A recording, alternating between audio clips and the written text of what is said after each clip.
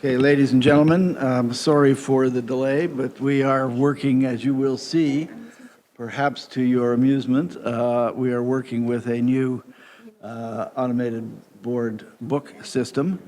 So I apologize for the delay, but welcome to the August meeting of the Toronto Police Services Board, and thank you for attending. I'll start by opening the meeting with a declaration of interest under the Municipal Conflict of Interest Act, and I ask my colleagues if they have any conflict of interest to declare. Hearing none, thank you very much. We'll go forward. The confirmation of the minutes from the meeting held on July 21st, 2016. Dr. Nuria, seconded by Councillor Lee. All in favor? Any contrary? We have presentations for items 3 and 4. Item 5 will hold for, 4 was deferred, so take that off. But we have on 3, and we have a deputations on 5. Item number 6, the Chief's administrative investigation, so it's the Section 11 on injury to Angela Lanzelotti. So that is a deputation, so we'll hold for that as well.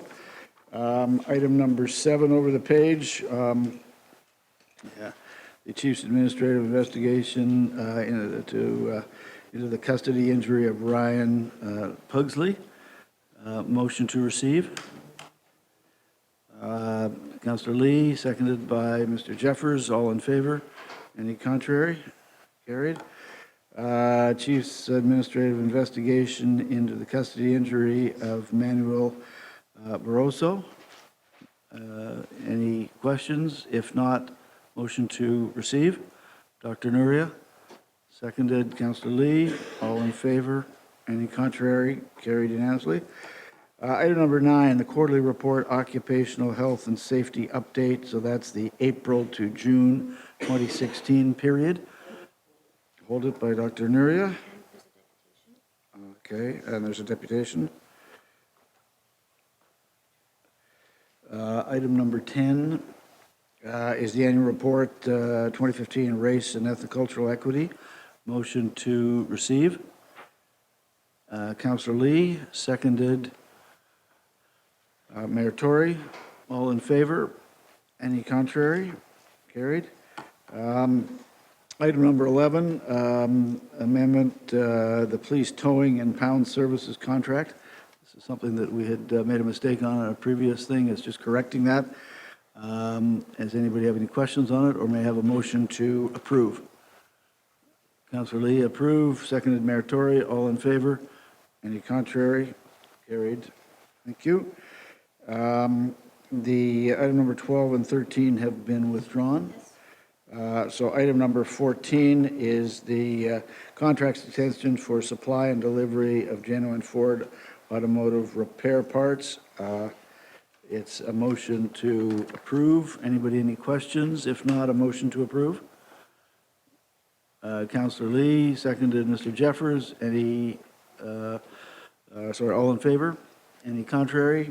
Carried unanimously. Item number 15 over the page is the Toronto Police Service 2016 capital budget variance report for the period ended June 2016.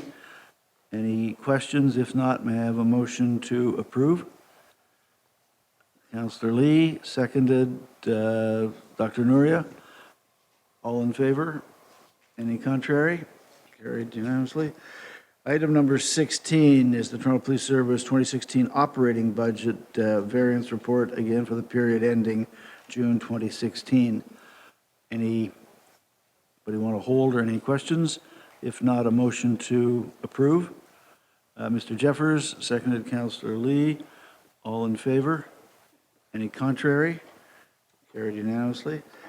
Item number 17, Toronto Police Service Parking Enforcement Unit 2016 operating budget, a variance report ending June 2016. Anybody want to hold that or any questions? If not, may I have a motion to approve? Councillor Lee, seconded. Councillor Carroll. All in favor? Any contrary? Carried unanimously. Item number 18, 2016 Annual Review and Amendment Occupational Health and Safety Policy. Motion to approve. Councillor Lee, seconded. Dr. Nuria. All in favor? Any contrary? Carried unanimously. Thank you. So that brings us, there's no walk-ons, so that brings us back to item number 3. Sorry, which one first? Right. Okay, so item number 3, there are 3, there's a presentation by, and also a deputation after that. So presentation, Jeanette May, the Director of Human Resources, Carol Vipari, who is the Psychological Services, and Dr. Catherine Martin-Doto, the Psychological Services as well. So welcome all 3 of you, and thank you.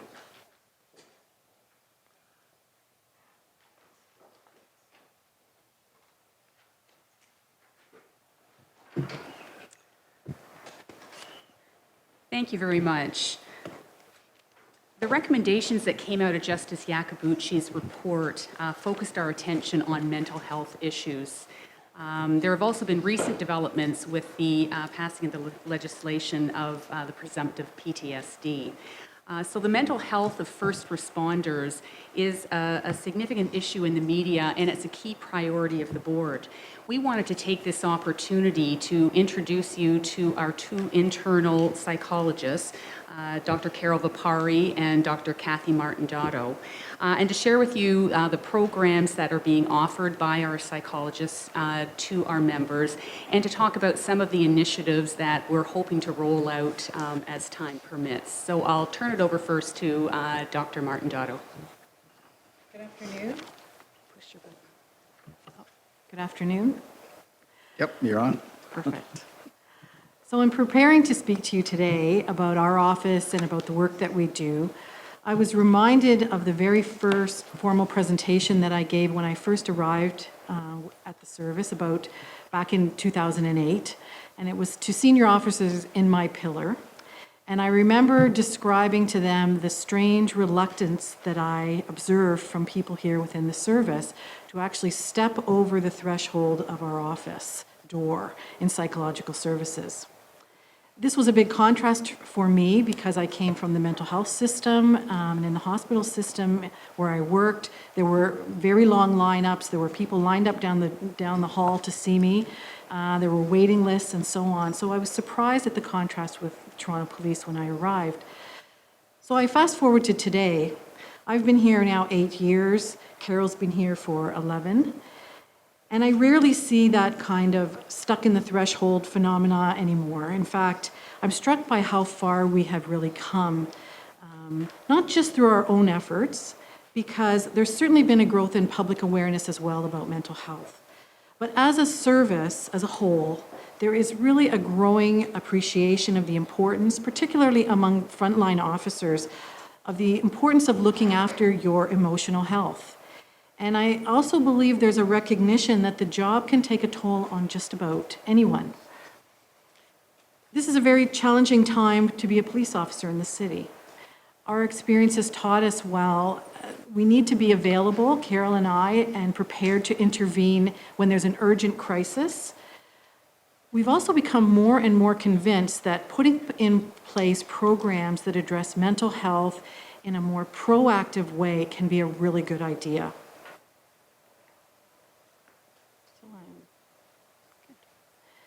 The mandate of our office, Psychological Services, is the maintenance and enhancement of members' psychological health and resilience.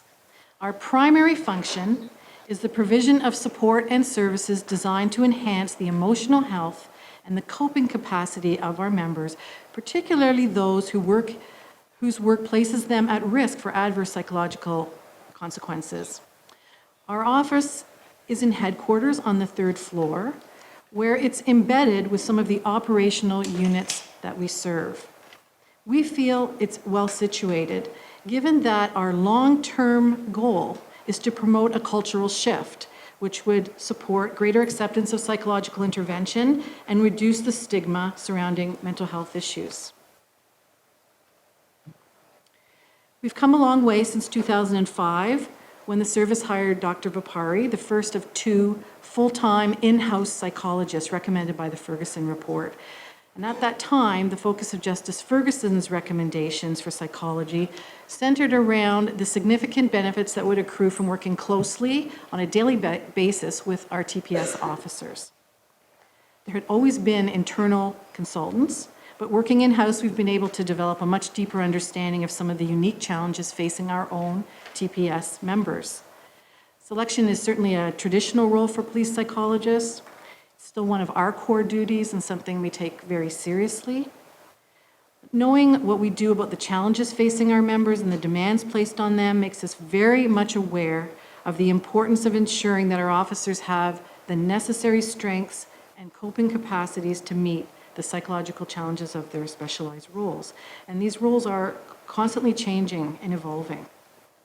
We're also involved in the selection of applicants for transfer to the Emergency Task Force, for members applying for secondment for international secondments overseas, like in Ukraine. Many of our officers have gone to Afghanistan, Haiti, and for new applicants to the Critical Incident Response Team. Both Carol and I also provide individual consultation services to any member in need of mental health support. As awareness has increased and stigma has decreased, the demand for these services has grown considerably. Our office is now a very busy place.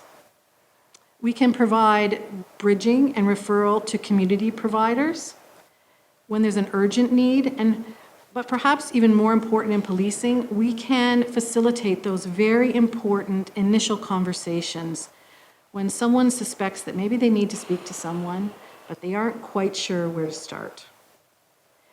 This is an important role that we can uniquely play, particularly if we hope to overcome some of the stigma and to facilitate officers getting the help that they needed. Although these appointments are typically scheduled on a self-referral basis, we also assist supervisors. Some supervisors may recognize that a member would benefit from an opportunity to speak confidentially about challenges they're facing at home or on the job. Our visits are always voluntary, and they're conducted with the informed consent of the member. Over the past 2 years alone, the demand for these kinds of visits have more than doubled. As a result of changes to the TPS organizational structure back in January 2014, Psychological Services also assumed administrative oversight of both the Critical Incident Response Team and the Employee and Family Assistance Program, or EFAP. While this new administrative alignment has enhanced the important close collaboration between Psychological Services, our EFAP provider, Chappelle, our Critical Incident Response Team Coordinator, Avis Audi, and our peer support volunteers who assist in the critical incident response, it's also added significantly to the day-to-day urgent demands placed on our office. On the positive side, the alignment has allowed for the provision of psychological expertise and consultation to volunteer CERT members who are often tasked with responding to very complex situations. At present, there are 86 uniform and civilian volunteers, and they're trained in critical incident response, peer support, suicide intervention. We've also provided them with training about critical incident debriefings in the special context of the SIU investigation, as well as on the development of PTSD and other psychological difficulties. We work closely with the divisions in the Toronto Police College to ensure that members involved in critical incidents receive the important supports in the aftermath of an event, like debriefings, and our innovative firearms re-exposure program. We're nevertheless aware that we respond to only a fraction of the critical incidents which occur across the service every week. And we would like to be in a position to do a lot more follow-up than is currently possible. Last year, Carol and I attended personally a total of 35 SIU debriefings alone. And an additional 85 critical incident debriefings and diffusings were coordinated and then conducted by our CERT team members, often accompanied by mental health professionals from Chappelle. So in total, 678 TPS members attended critical incident interventions last year alone. In addition to trauma-related services, the EFAP program offers 24-hour access to short-term, problem-focused counseling services for members and their families. In 2015, a total of 1,042 cases were seen by Chappelle counselors, and that's a utilization rate of 12.7%. And that's consistent with the industry norm based on 7 other police services in the province, and their rate, I think, is 12.9. The annual cost of EFAP services based on our current contract is approximately $325,000. In addition to our training of the critical incident peer support volunteers, Psychological Services provides education and training to a range of other audiences.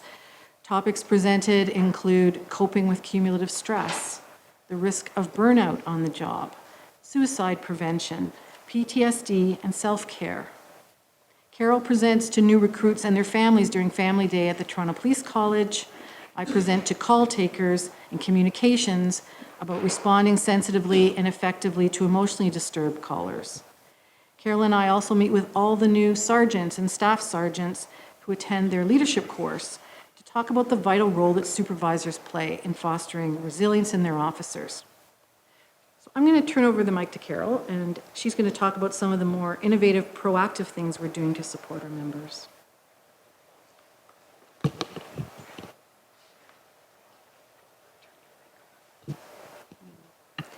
I'd like to talk to you specifically, or at least start specifically, with an overview of our psychological wellness program.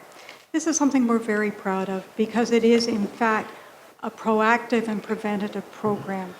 Its purpose is to attempt to improve and sustain the psychological health of our members and to help them develop strategies for coping and enhance their resilience as they face jobs that are very, very challenging to them. We have identified groups to be seen in the psychological wellness program according to risk. And our definition of risk isn't a traditional one. We're not looking at physical danger. We're looking at psychological risk that comes from the emotional demands of the job. So this program began with the investigators who work in child exploitation.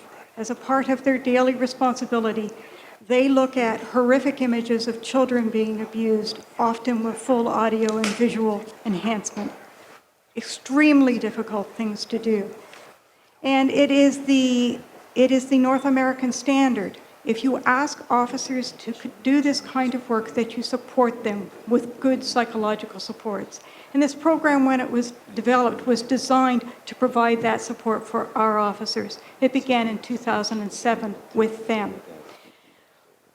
It has become an opportunity for officers who work in areas of the service where their work places them at risk to have a safe place to talk. And one of the few safe places in an officer's career where they don't have to worry that if they admit that perhaps they're struggling with something, that there might be challenges, that there might be concern about psychological injury, they can talk to us, they will get the support and connections to the resources that they need, and their confidentiality will be respected, apart from those legal exemptions that we all have to take into consideration, and that they are fully warned about and give full consent when they agree to meet with us.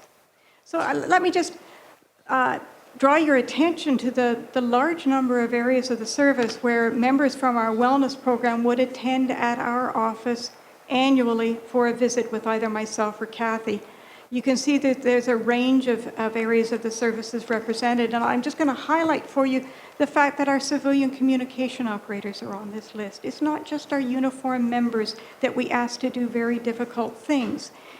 The communication operators are the first point of contact for people in crisis in the community. They hear incredibly difficult circumstances, tragic circumstances, and they carry a very heavy weight of responsibility for the safety and well-being of our officers. And we support them with annual visits where they can talk to us about the demands of doing this difficult work.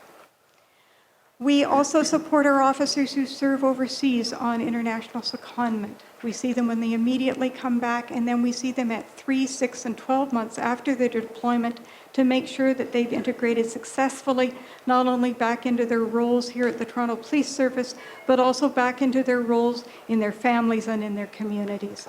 We are very concerned that no one fall through the cracks because of their heroic volunteering to serve overseas.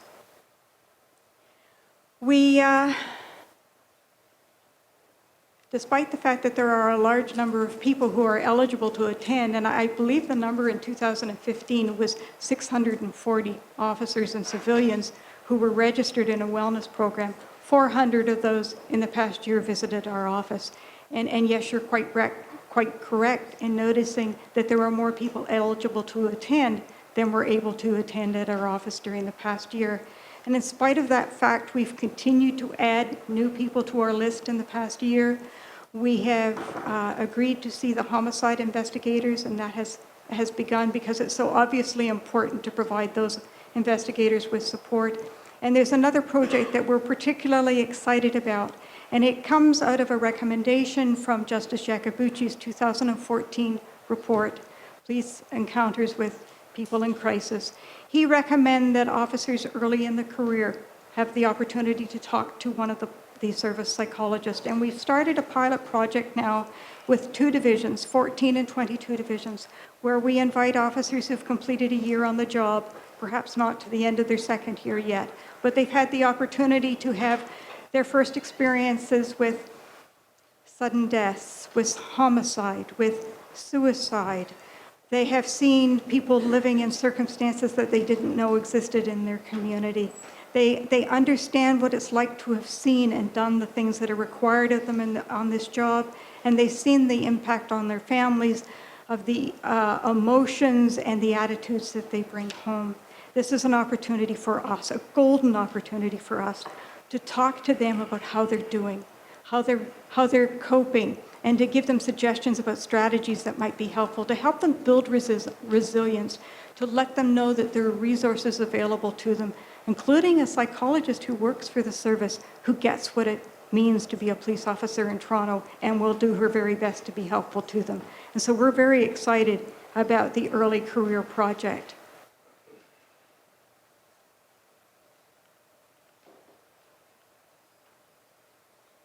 There we go. I'm sure you recall that at your December meeting, the board approved a statement of commitment to the psychological health of Toronto Police Service members. The chief and the board chair have signed off on this statement of commitment, and it is, as we speak, in the process of being framed for posting throughout the service. It's a very important statement because what it does is make very clear that the service at its highest levels of command appreciates the importance of providing supports and resources to our members, supports that will protect them from injury, and when they become injured, will provide them with the supports and interventions and resources they need to get better. And when it's time to come back to work, we'll help them with the return to work planning and provide a workplace that will welcome them with respect that they deserve. This statement is important to me, and you can probably hear it in the passion of my voice. There is going to be a consultation process that will occur with the posting of the statement of commitment. We need to hear from our members about how we can make this commitment, which is very much a statement of an ideal, how we can make this a reality for the members in our service. We do have a number of places where we would like to be. We see things that need to be done. And we have a number of proposals that are near and dear to our heart. One of them is the expansion of the early career pilot. Right now, we're in 2 divisions. We have now seen the new recruits there, and we have taken on a 3rd division. There is a 4th standing in the wings. We would love for this to be a service-wide initiative. But frankly, the obstacle that is holding us back is the fact that there are 2 of us and many, many tasks to be done. We would also love to be able to expand our psychological wellness program for people in high-risk positions. There are a number of areas of the service that are patiently standing in the wing. One of them is the sex crimes unit and the human trafficking enforcement team, the behavioral assessment team, the sexual assault investigators. That whole arm of the sex crimes unit has asked for the opportunity to be a part of our wellness program. There are civilian areas of the service as well that have asked for additional input. Those include our civilian tow truck operators, the civilians who work in video and property evidence, and a number of others. So there are other places we need to be. Justice Yakabuchi actually recommended that every frontline officer in the service and all of the coach officers and all of the supervisors have an opportunity to have a visit with one of the police psychologists at some point in their career. We don't disagree with him. We think those are important conversations that we are uniquely trained and experienced to hold with police officers. We need to be helping them to understand and appreciate how to develop their resilience and how to cope with the demands of their job. We're particularly concerned about officers who've been involved in shooting incidents, and Kathy and I have put forward a proposal to the senior management team for a program of supports for officers who've been involved in shootings. We're getting very good at responding immediately after the event occurs. Our critical incident response team goes out, we do defusing and we do debriefings, and then it gets silent. Except it doesn't get silent for the officer, because the ramifications of this event are going to continue for many, many years as the investigative processes unfold, perhaps if it's been a fatal shooting, to the point of a coroner's inquest. And we believe that there are many supports that we need to be providing to officers across this very, very, and perhaps the most traumatic moment in their career. And so that's an initiative that we have on, I won't even say on the back burners, it's on the front side of our stove. We also have a goal to provide a better system of supports and resources for our police families. If there's been one thing that I have learned from my contacts with officers, is that we do not show enough gratitude or appreciation or support to the members of our police family who send their loved ones onto the job every day with the faith that they will come home, but not the certainty. And we need to be doing a much better job to support those families. Every time there's a new cadet class, I go to the college on Family Day and I talk to them about what it means to have a police officer in the family and how they can support each other. We should be doing that for every member of the service. Their family should have the opportunity to hear the same kind of information. And so we would like to be doing more for our families. We need to address the issue of stigma. And it's not a problem that's unique to the Toronto Police Service by any means. It is certainly a societal issue. There is a training program that's been developed by the Mental Health Commission of Canada called the Road to Mental Readiness. We are preparing to roll it out service-wide. Quite appropriately, the Toronto Police College has taken a leadership role in the implementation of that training curriculum. But we as corporate psychologists are assuming that we will have a leadership role and probably a direct involvement in some of that training, particularly with the senior members of our service. This is an important initiative. We also understand that as we reduce the stigma, our goal is to make it possible for police officers to engage in difficult conversations. There are a lot of difficult conversations that need to be had. People need to be able to acknowledge when they're struggling. They need to be acknowledged when they're fearful, when they have injury. And we need them to be able to talk and know that there are safe places to go if you are thinking thoughts of suicide. And that point has been very, very obvious to all of us, I'm sure. We believe it is important for the service to have a comprehensive suicide prevention program that includes education and training about early warning signs, how individual members of the service can intervene when they see someone that they care about who appears to be different and struggling.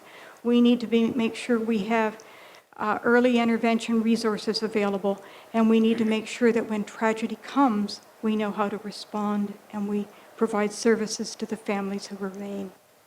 These are some of the initiatives that we feel are part of a comprehensive employee wellness program.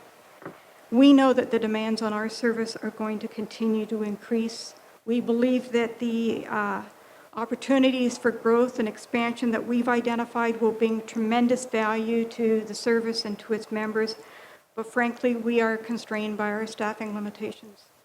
There are 2 of us and only so many hours in the day, and we are struggling to meet the demands of the existing programs and services. If we are going to implement the statement of commitment that has been endorsed, it's going to be important to invest in the provision of a range of supports and services to members. As experts in police psychology, I believe that Kathy and I are uniquely placed to provide leadership to the organization as it works to develop a robust and comprehensive wellness program for its employees. All right, well, this presentation has given you a brief overview of the variety of programs that are being offered by our internal psychologists to our members. And they've had a real focus on reducing the stigma of seeking support for psychological issues. And we've made some great strides in that area. And that's why there's such a demand on the time of these 2 individuals. The Toronto Police really is a leader in the programs and offerings that we have for our members in terms of psychological support. But we acknowledge that there is more that we can do. And you've seen sort of the list of some of the programs that we very much would like to develop and roll out. Psych services is part of a larger wellness program that we have at the service, and these are a variety of other supports that are offered in different units. And what our vision is to pull that all together into a coordinated wellness program with a wellness coordinator who would develop a corporate strategy. We do have a position, it's currently vacant, so as staffing issues change here and we're able to get somebody in that position, we do have a vision of building this program to be a more robust, coordinated program. But in any event, we'd like to thank you for the opportunity to showcase some of the good work that's being done here at the service, and we'd be happy to take any questions that you've got.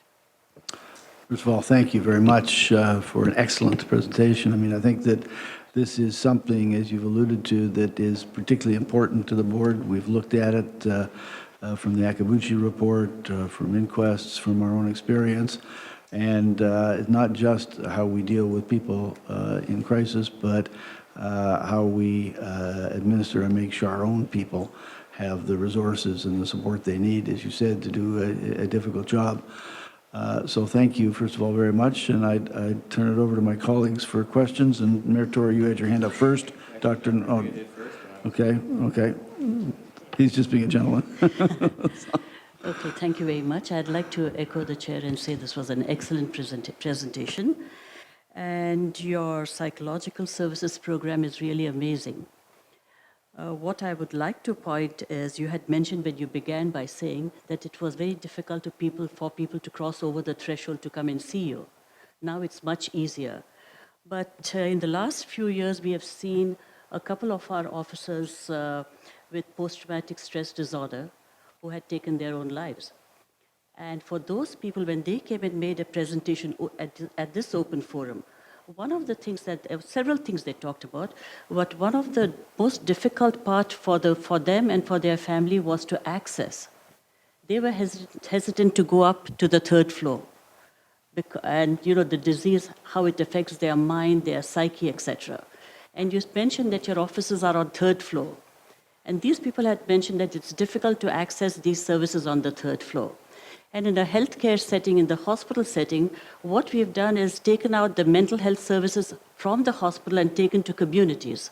So it's easier for people to walk into, say they are walking into McDonald's and then take this service, rather than to climb up the stairs or go up the elevator and see you.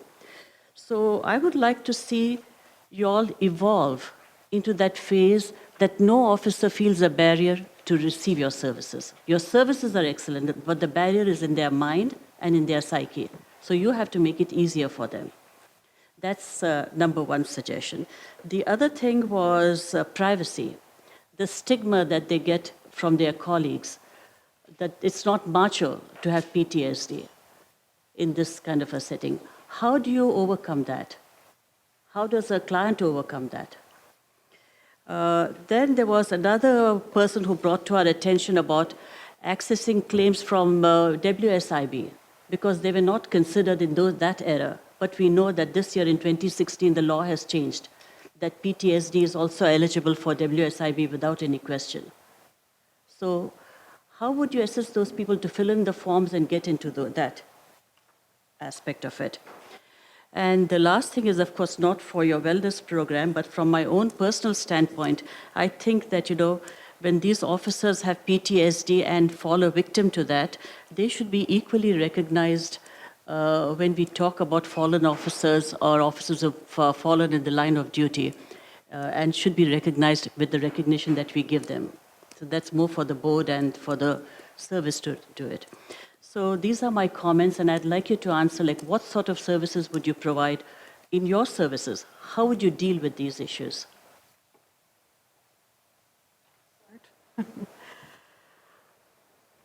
The first question that you had was about our placement within headquarters and people wanting to access services in their community. And I think one of the strengths of our program at Toronto Police is that people have a wide range of options available to them. So while we are centered in headquarters, many of the visits that we have in our office are proactive opportunities for people to come as a member of a particular elite unit on a regular basis so that they can develop a level of comfort. And there's no self-identifying. Everyone in the whole unit, so every ETF member knows that as part of their participation in that unit, they will come into headquarters and see us. And I think one of the things that helps is with our long-term goal to change the culture, because it becomes normal to have our services centralized just like as if they were going to their family doctor or elsewhere. That being said, there may be individuals who are struggling with any number of mental health issues. It could be PTSD or other things. They have a lot of opportunities to seek counseling through community providers. And what Carol and I can do is assist them, triage them, give them options for referral, and they can see psychologists in the community, and they have pretty generous benefits to be able to do that. They can also call the EFAP provider to seek counseling, and that's entirely anonymous as well. And if they don't even want to leave their home, they can actually get counseling, e-counseling now, or telephonic counseling. There are a lot of different opportunities for them to connect with a counselor, and that they don't have to enter headquarters at all. So I think we feel that it's important to have both things in play. I think having people come through headquarters initially to meet with us is helpful because other people see them and it starts to spread the word and people see it as a normal thing. And I don't know, I think it's old school thinking to believe that it's helpful to have us hidden away in a strip mall anonymously somewhere. That's the way we used to do it 30 years ago. So that because there was shame involved in being seen to be accessing services. I just wanted to share a brief observation. Last night I was watching the Olympics, and I know people are watching the Olympics these days, and they talked about how important it was for these elite athletes to prepare mentally as well as physically, and that it's a mental game now. And so someone had a quote that it's 85% mental and the other 15% is in the mind. So I think we need to move towards a place where ultimately people start to see it as normal. It's a normal part of the job that they look after their emotional health as well as their physical health. And I think that we are best at doing that when we're embedded with other operational units. But certainly we need to provide a range of services for people. I dream of the day when it will be as routine for a police officer after he or she's been involved in a critical incident or had a really bad week, just to check in with the psychologist and just talk about how it's going. I'd love for that to happen just as routinely as we go down to the lobby and expose our bare arms and take a flu shot in every October. It's just part of good preventative medicine. We're not there yet. And I do appreciate that there are some officers who want to talk to a service psychologist. They particularly want to talk to one of us. And I should probably mention this to the unit commander of the college because I sometimes use his space.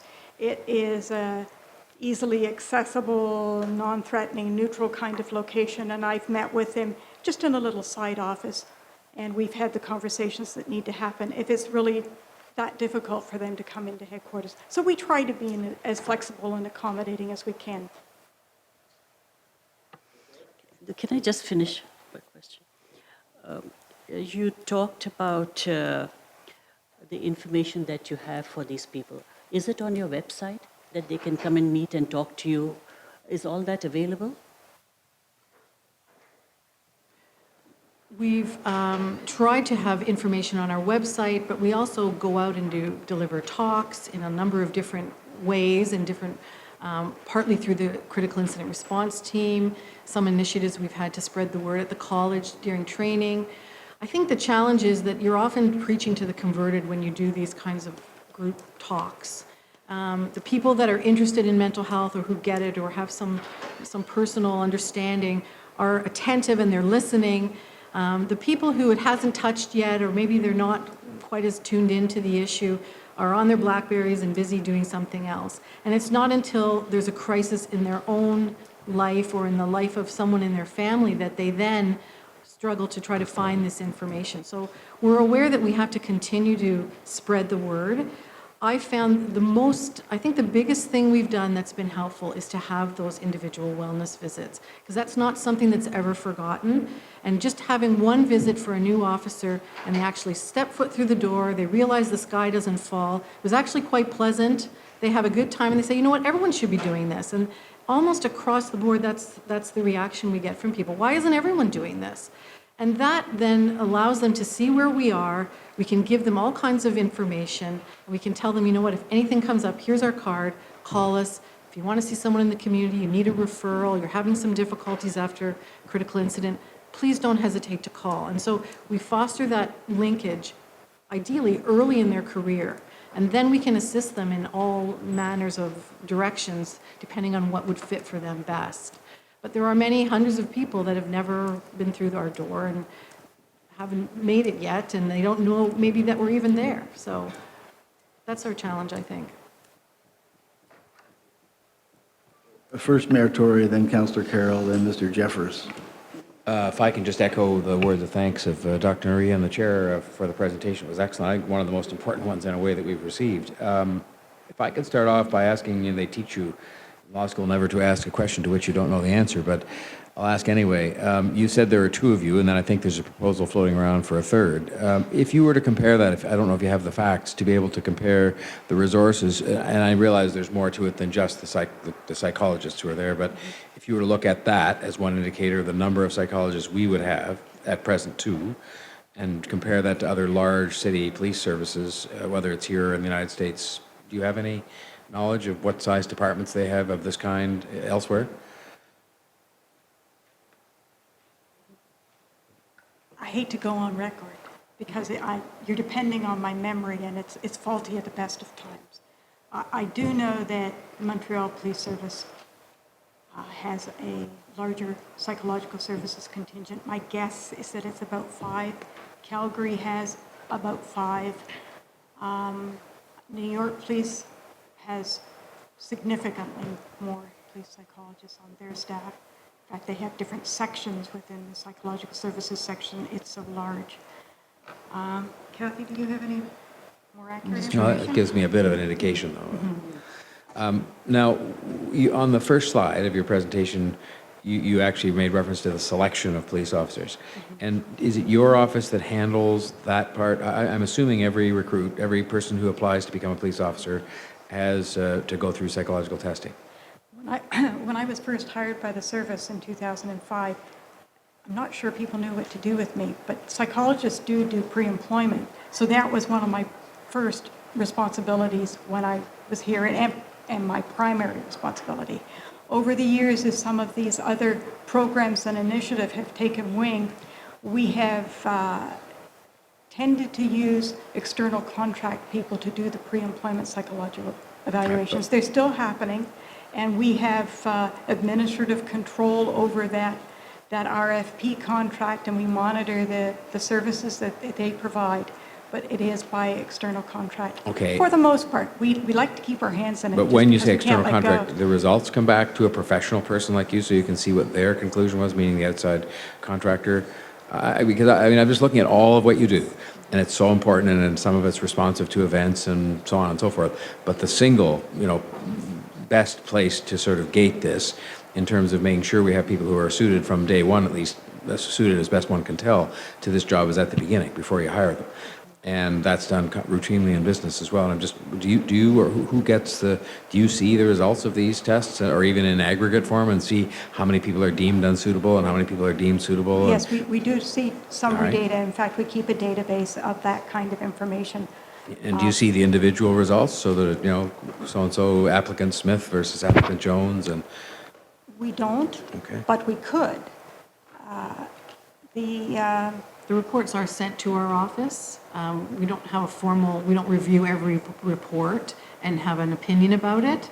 But we are very involved in ensuring that the other psychologists that work for the service are consistent in their approach, are looking for the same kinds of things.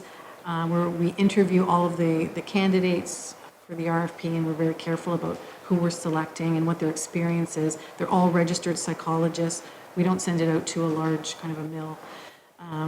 We continue to do a percentage of them, and we do look at the data that comes from that. And it's really adjusted depending on the class size. So now, when we had some of those huge classes, and we're having a number of wellness programs operating at the same time, we would adjust the numbers that we would do so that we could balance both projects. Right now, we're not busy doing those kinds of assessments, but we do still have some internal assessments. just We do an all of editorial those. opinion before I ask one more question. I would have said that closer the integration between your office as the full-time staff, psychologists, and those who are doing work outside, which I understand as well, because you're dealing with hundreds or thousands of tests, would be better, so that you can be fully plugged in to that, because I think, again, that's the most important place at the very beginning, to identify people who are not just psychologically fit, but who have the right attitudes in terms of the kind of city we have. My final question, Can I really, just- sorry, go ahead, please. In order to ensure the consistency and quality of the evaluations that are being done by our external psychologists, we have developed a rather comprehensive set of guidelines for them to use that specifies the process and the decision-making tools that they need to use, and our standards for what needs to be in a report that comes to our service. So, and we've provided them with some training on our expectations relating to these guidelines. We also have a proposal that we've been working on in order to be able to do follow-up after people are selected, to look at the decisions that have been made, tie them to, and then their success in the police college, and to sort of track some of that information. And again, it's one of those projects that we would like to have more time to be able to do, because it's very time-consuming pulling all the files and doing all of that follow-up information, but that is another thing that we would really like to do more of. My final question just pursues again something that Dr. Nuria was asking about. Do you think, putting aside for a moment, it's not unimportant at all, the business about people's comfort coming to see you for help and so on, but do you think we capture a fairly high percentage, either through the sort of external means, phoning the employee assistance program, or coming to your office, of the people who are feeling themselves in crisis? Because there was quite a series of articles, and I thought they were quite well-founded, saying that we just weren't, when I say we, the system wasn't doing enough, or didn't have enough points of contact for emergency responders who do face all those situations you described up there that are unspeakable compared to the lives of most of the rest of us, and that they found themselves kind of alone. And do you think that we capture most? When I capture, I mean that they end up finding their way in to get help, either because somebody makes a quiet call and says you should, or because they go to your office, or because they go to the EAP. Do we capture most of them?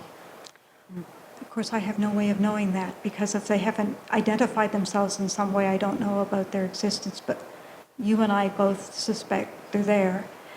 And we're not unique in that circumstance. I was looking at some statistics around depression. There are evidence-based treatment strategies for depression, and the statistics are that 90% of people who receive treatment for depression will recover, but 80% of people never seek care. And those are people in the community, not police officers. So there are difficulties in both identifying and accessing services. For someone living in the community and needing access to a psychologist, I can tell you it's not easy. Thank you. Councillor Carroll?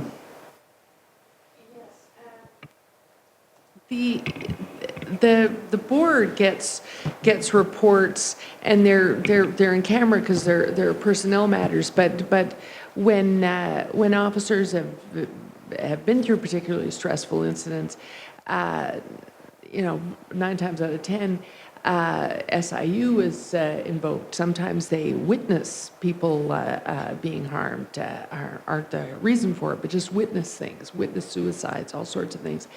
And enclosed in that report at the end is officer was encouraged to access EFAP. Could that not be used as a tracking mechanism, measuring how many people access EFAP versus how many times a senior officer recommends it? Is there a way to document and then count how many times the service is taken up versus how many times someone makes the judgment call that you may need these services? The challenge in that is that contacts with the EFAP program are confidential and anonymous, and so we never know when Constable Carol Vipari makes a call to the EFAP program, and so it would not be possible to link it up to a specific event that might have happened in the community. But you couldn't just do aggregated numbers. This many recommends, this many accesses, not linking events. Again, if it was in a diffusing or a debriefing, for instance, that was conducted in a group, you might encourage all people there, and there might be only 1 or 2 members who really should make that extra step and contact the EFAP program, so that there would be far more recommendations than people needing the referral. Okay, and then Chappelle is the private contractor. They're mentioned here. Well, they're mentioned in brackets. So we have in-house services, we have contracted services. Has there ever been an evaluation of the contracted services? And I don't have a preference here. I'm agnostic. I'm just asking from the point of view of evaluation. Has there ever been an evaluation for surveying officers to find out where the greater comfort level is? Is it arm's length and therefore contracted services? Is it your services on the 3rd floor? And then a model that's currently not in use but gets raised from time to time by the police association, that there was at some point a model in which, to get around the stigma, there was a cost-shared psychologist at the association. So if one was worried about supervisory blowback, they had another place to go. Has there been an evaluation of the comfort level with each of those 3 models, using, I guess, historical and anecdotal data, and an examination of, if we get some effect from our contract services and there's a comfort level with going there because it's an arm's length corporation, expanding some of the things that it sounds like we need to expand, you think need to be there in greater levels of service for officers, an examination to make sure that we're adding that support where it would be most effective. Is it most effective to add to the in-house operation or the contracted operation?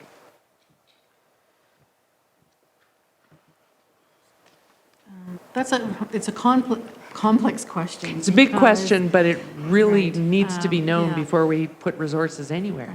Right. I think the way I see it is that each of these resources serve a different group. Right. And they're accessed for different reasons. So our EFAP provides short-term problem-focused counseling. They're MA-level people. They don't give diagnostic information. If someone's going to be off work, a diagnosis is required. Some of those folks would be better served to see a psychologist in the community that's at arm's length from the service that provides them with psychological treatment for depression, PTSD, whatever. We have coverage for that through Manulife. Some people are better served by their family physicians who they have a good relationship with. Carol and I don't provide ongoing, long-term intensive treatment for our members. We're Right. not set up to do that. There's simply 2 of us and 8,000 members. We just couldn't do it. We are there to triage. We are there to have those initial facilitative conversations where people in the past had been reluctant to seek service and didn't use some of these other resources, and we can have a conversation or two and maybe identify what might be the best way to move forward from here. And so we have a different role again. We have done some research in our office recently with our new pilot, and it was very supportive. I think I could say almost 100% of the attendees all said that they thought it was a great program and should be rolled out to other officers, but it's only a piece. And again, doing research is time consuming, and it's another thing that we're trying to do. There is some information gathered by our Chappelle EFIP provider about satisfaction. Again, police officers as a group, not to stereotype, but they tend not to like to fill out questionnaires. And so the rates of response tend to be relatively low, but that information is discussed at all the EFAP committee meetings. So we do have some data, but it's not a full-on comprehensive study. But if you conduct a pilot using just the resources you have, which is resources of 2, if you conduct a pilot and you get a successful result, is there then an examination? Okay, this is a service we know there's response to, and we should deliver it. Do you then look at who should deliver it? Should it be us? Should we grow here, or should we inquire as to whether our already contracted service also offers this service? Is there that sort of resource examination before proceeding to just add resources in one place?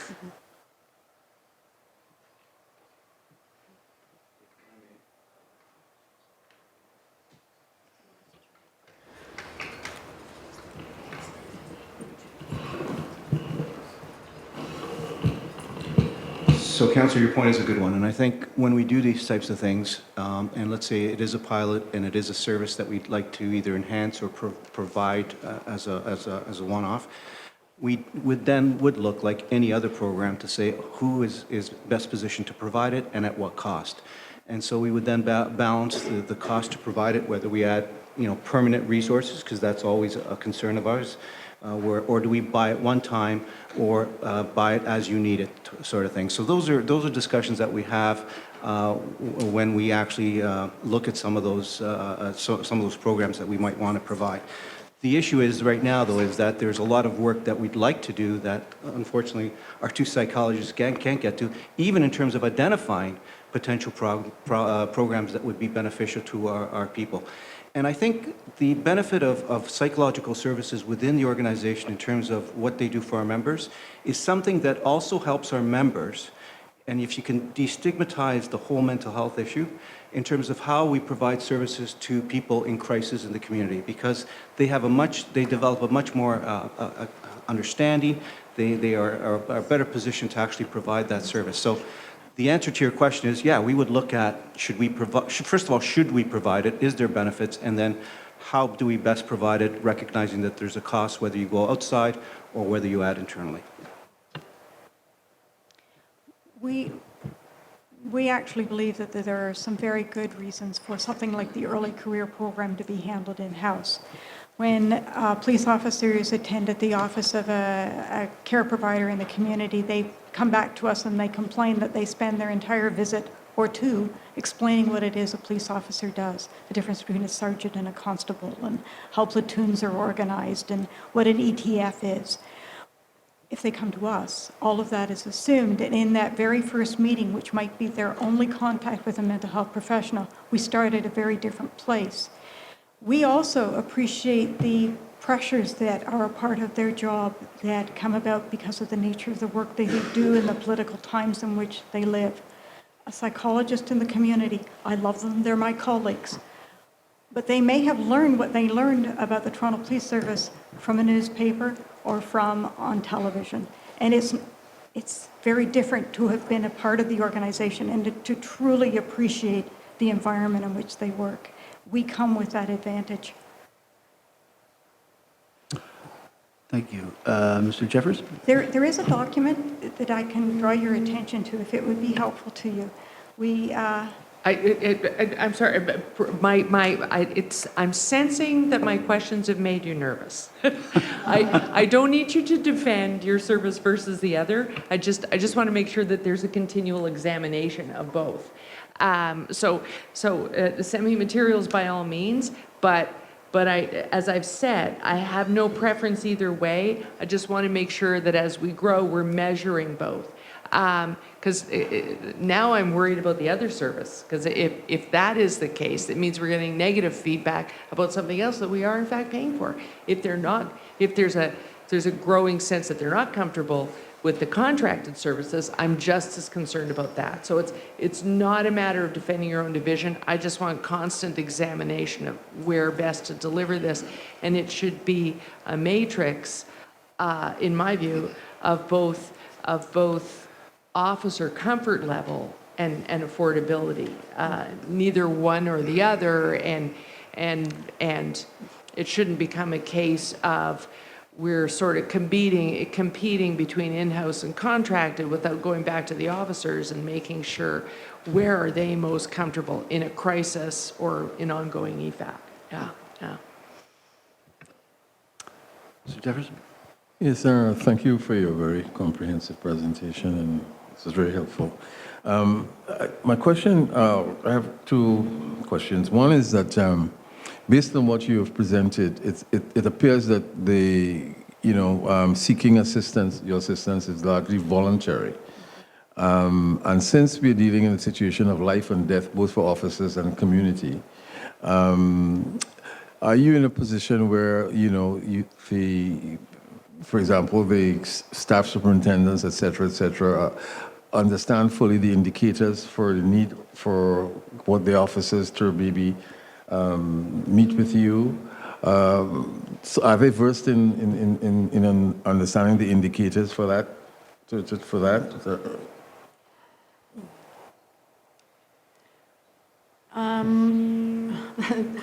It's another complex question. I think we do not do fitness for duty in our office, for example. So people come to us if they are volunteering to come, and we maintain their confidentiality.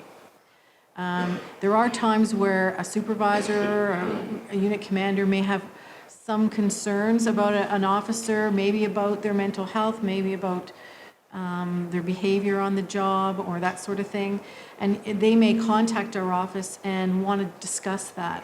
And we will try to explain what, again, their range of options are. And they may want to just encourage the officer to have a conversation. Yeah.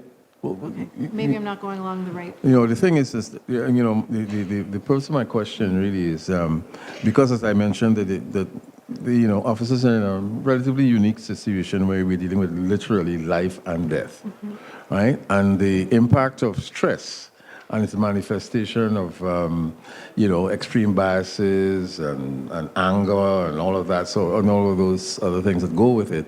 We are not in a position, I don't think, to not only just recommend but insist that officers seek the help that they need. And right now, since we are on the transitional task force and we're looking at modernization, right? There are all sorts of changes in the societal changes and values change, et cetera, which I'm sure better than I do. And so I'm asking, are these the kinds of, how do you apply all of this? Because it is a real challenge.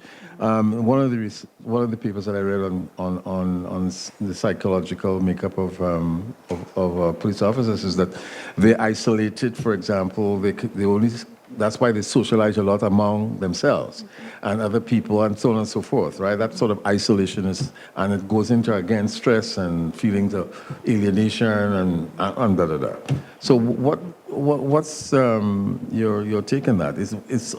are you proactive with that, or do you just react to Every new supervisor course, including new sergeants, new staff sergeants, attend a week-long course at the college, and we present as part of that course.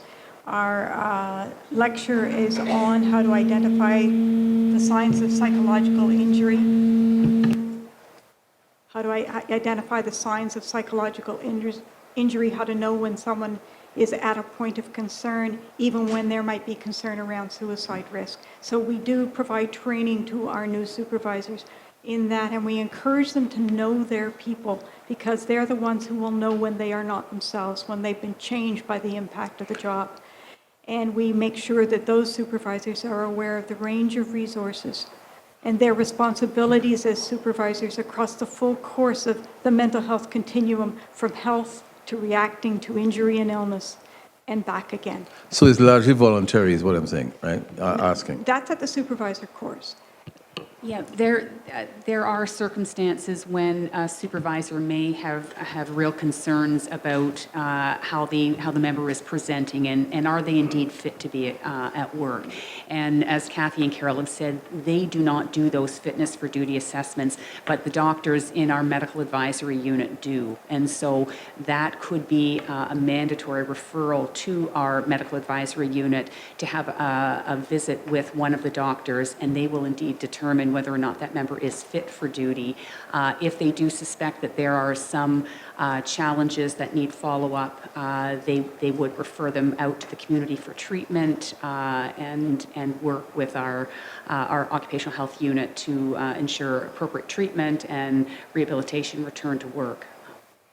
I would hope that that psychological health is a condition of employment, rather than this sort of voluntary. Absolutely. Yeah. Okay. The focus of our early career program, though, is to talk about those issues that you raised, about how to maintain resilience over the long-term career. We say, it's a marathon, it's not a sprint. So how do you maintain that positive attitude, that love of the job, the sense of meaning, your resilience, your stress management? And we talk about some of the risks of becoming isolated, not socializing and keeping your friends outside that you had before you joined on, and some of those practical strategies to stay strong and keep your coping capacities at their max. So that's why we really value that initial program. It's a time you can sort of set people on the right path and let them know what some of the pitfalls can be. Chief Saunders?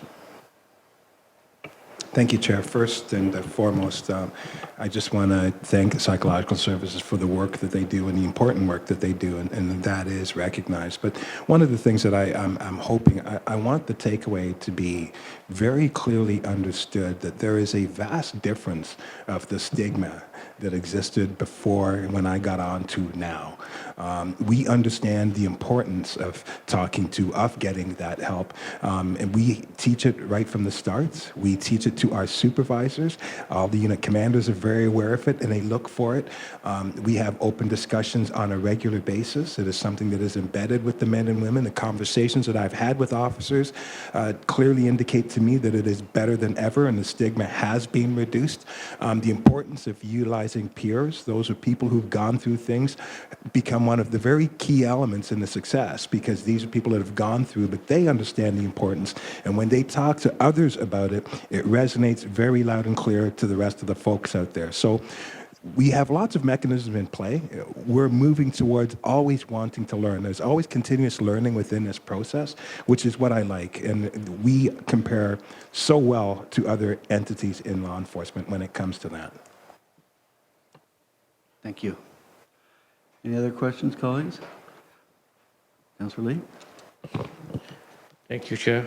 You have a line here that says that you assume administrative oversight of the critical incident response peer support team. Do you review any of the training that's provided to the frontline officers in terms of how they deal with emotionally disturbed people, to see whether it you're preparing them to deal with emotionally disturbed people?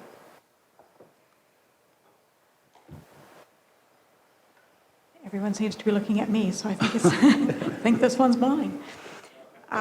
Yes, we have had input to the training that's provided to officers, and we've had the opportunity to go in and see some of that training as it happens. A very important component of that has been the precipitation of consumer survivors and families of consumer survivors that have provided just a wonderful richness to the training that officers are receiving. Do we go through the curriculum to ensure every item within its content? No, we don't. But we're very comfortable that the college has done a very responsible and comprehensive job in addressing those issues. There is a wellness component to the annual use of force requalification training, and the college always consults with the psychologist to determine what will the focus of that wellness component be this year, and so there is that coordination in developing that curriculum. You might be interested to know that this year's wellness lecture as part of the ISTP will be suicide prevention. And unfortunately for us, it features some sound bites recorded with the service psychologists. We've been incorporated literally into that training for this year. Thanks, Councillor Lee. Thank you all very much, and I echo the chief on behalf of the board. Thank you for the work that you're doing. It's really, really important. I know there's more we can do and need to do, but thank you for doing it, and thank you for being here today. So don't go too far away because we have one deposition, but thank you.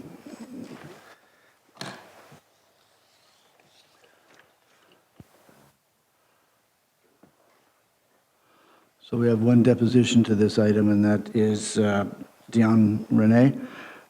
Dion, you know the rules. 5 minutes.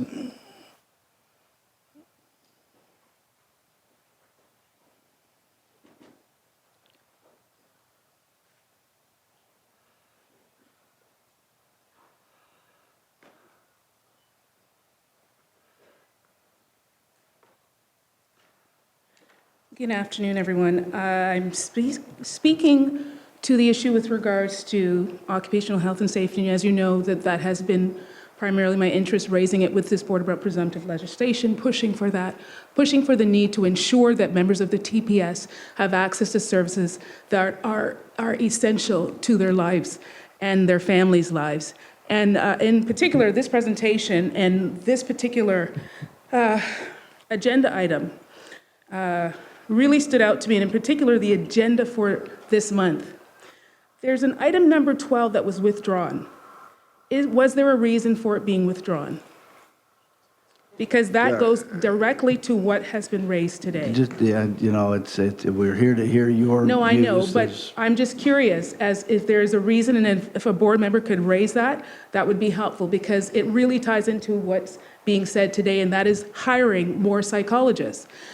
The number to me to hear that there are more than 8,000 TPS members and only 2 psychologists for the entire membership should, to most, sound shameful.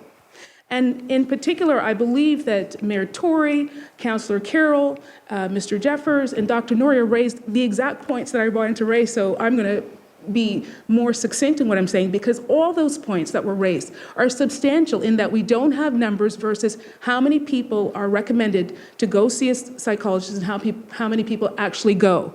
Those numbers are essential to have, and if there is a motion to move for that, I think that's an important one to evaluate that.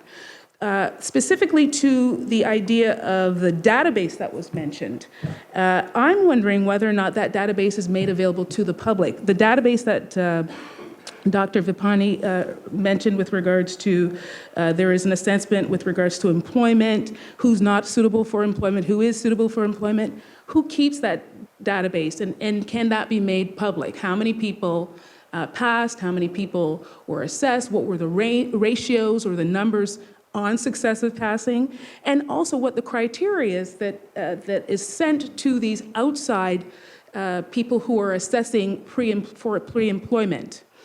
The other question that I have, and I'm not clear on, and whether a board member can raise this as well, The idea of corporate psychologists, at least again on item number 12 that was withdrawn, is that the same as these two psychologists that are here today?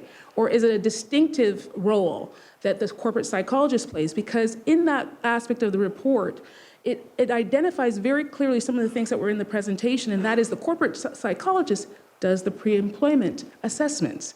And that role has been reduced for the last 11 years. So my concern is that you're having officers being employed and is there proper assessment as to their psychological fitness to take on this job? In addition, we asked about the guidelines for, I believe that there was a question about the outside availability of psychological services for members and family. And my curiosity, and I would love for a board member to raise it as well, because I can't find this, and I know Mr. Vinciano and I spoke earlier prior to this, because I had been trying to reach the Occupational Health and Safety Department with no response for the last few months on behalf of some of the members. So he did commit to speaking with me after. But I'm trying to find out whether or not there are follow-up with regards to WSIB, which I'll raise later on in my other deputation, and also how much of the services are available to the TPS members, psychological services, and to their family members regarding access. So is the benefit indefinite, or is there a limited amount and otherwise it would have to come out of their pockets?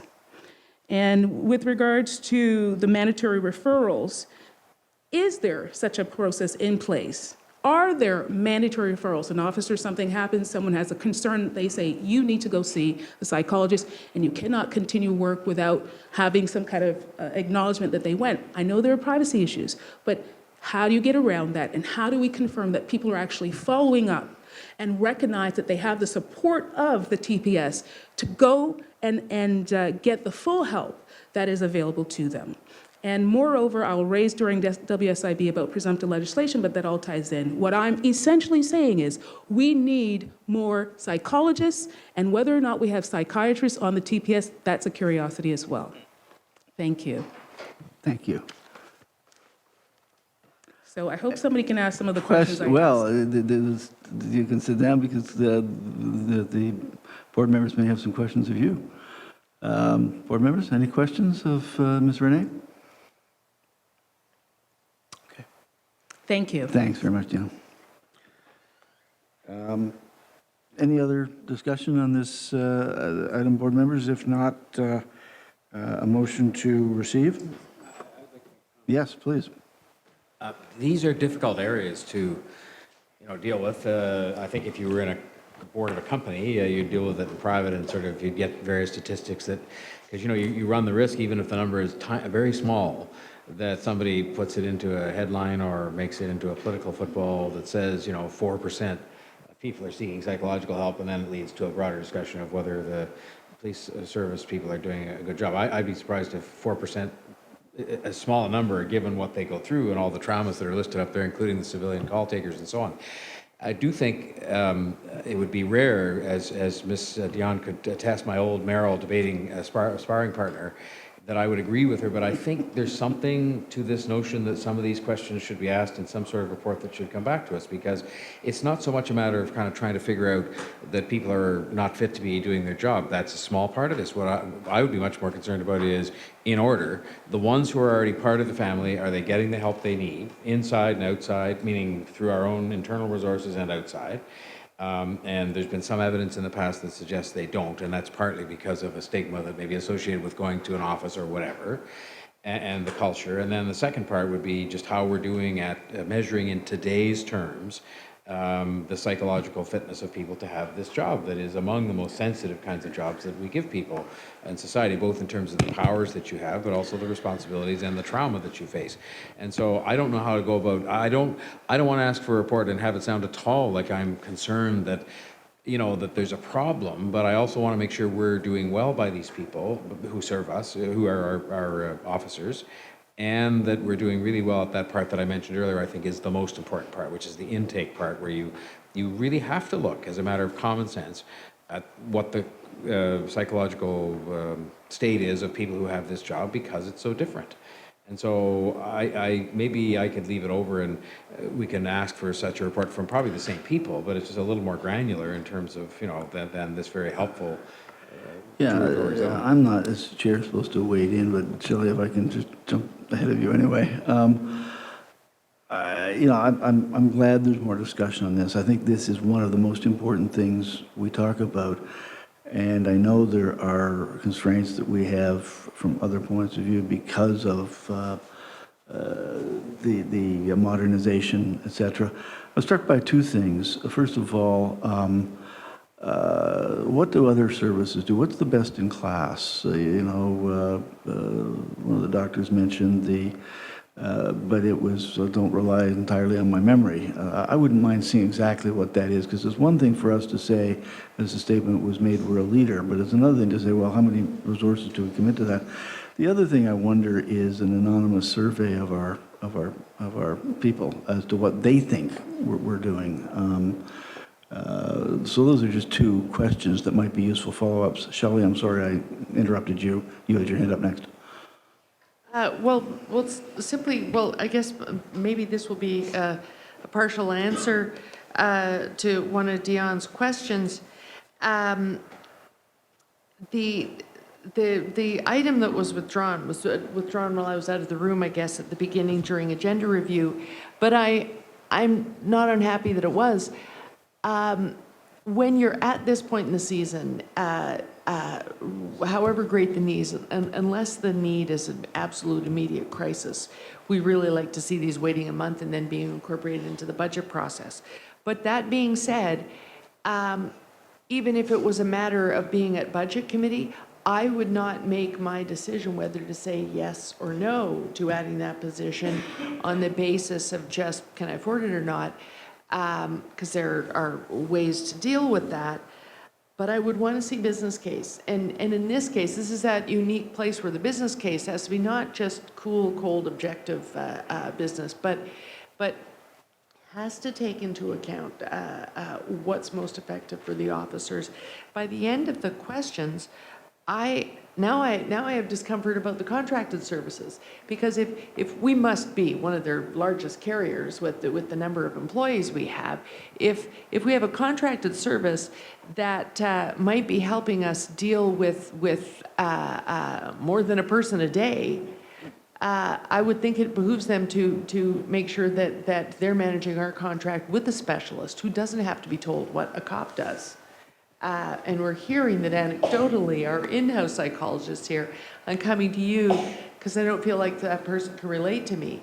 That's a problem if I'm paying for that contract. Maybe this is one of those unique situations where you say, maybe we want to contract back in if Chappelle's not interested in hiring a specialist to speak to our people. If they are, then that's a conversation that should happen and can be born out of our deliberations today. But I would want to see in the budget committee more of a business case. This is what the officers have indicated they feel better with. And I know officers don't like to fill out long surveys, but it doesn't need to be long. No one does. It doesn't need to be long at all. There are ways of finding out where officers are most comfortable going, and then take it from there. And on that basis, we would then decide whether to add this position back into the org chart. I wonder, colleagues, if Chief Saunders, are you intending to bring 12 back to the board at some point? Is there an opportunity to expand that discussion to take into what we're accounting, what we're talking about here? Shelley? Oh.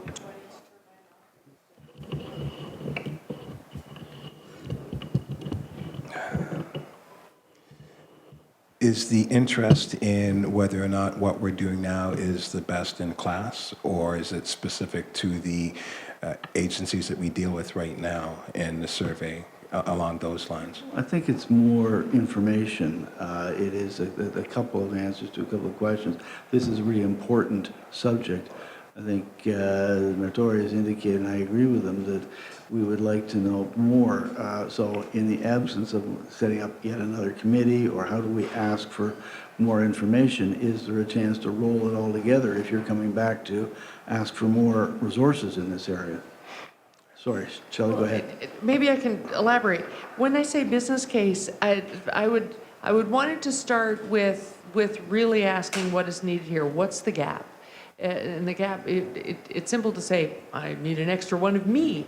But is the gap, if only someone would take this off my plate, I'd be doing that. Someone to go through that exercise so that we know, is it something where our contracted services are letting it down?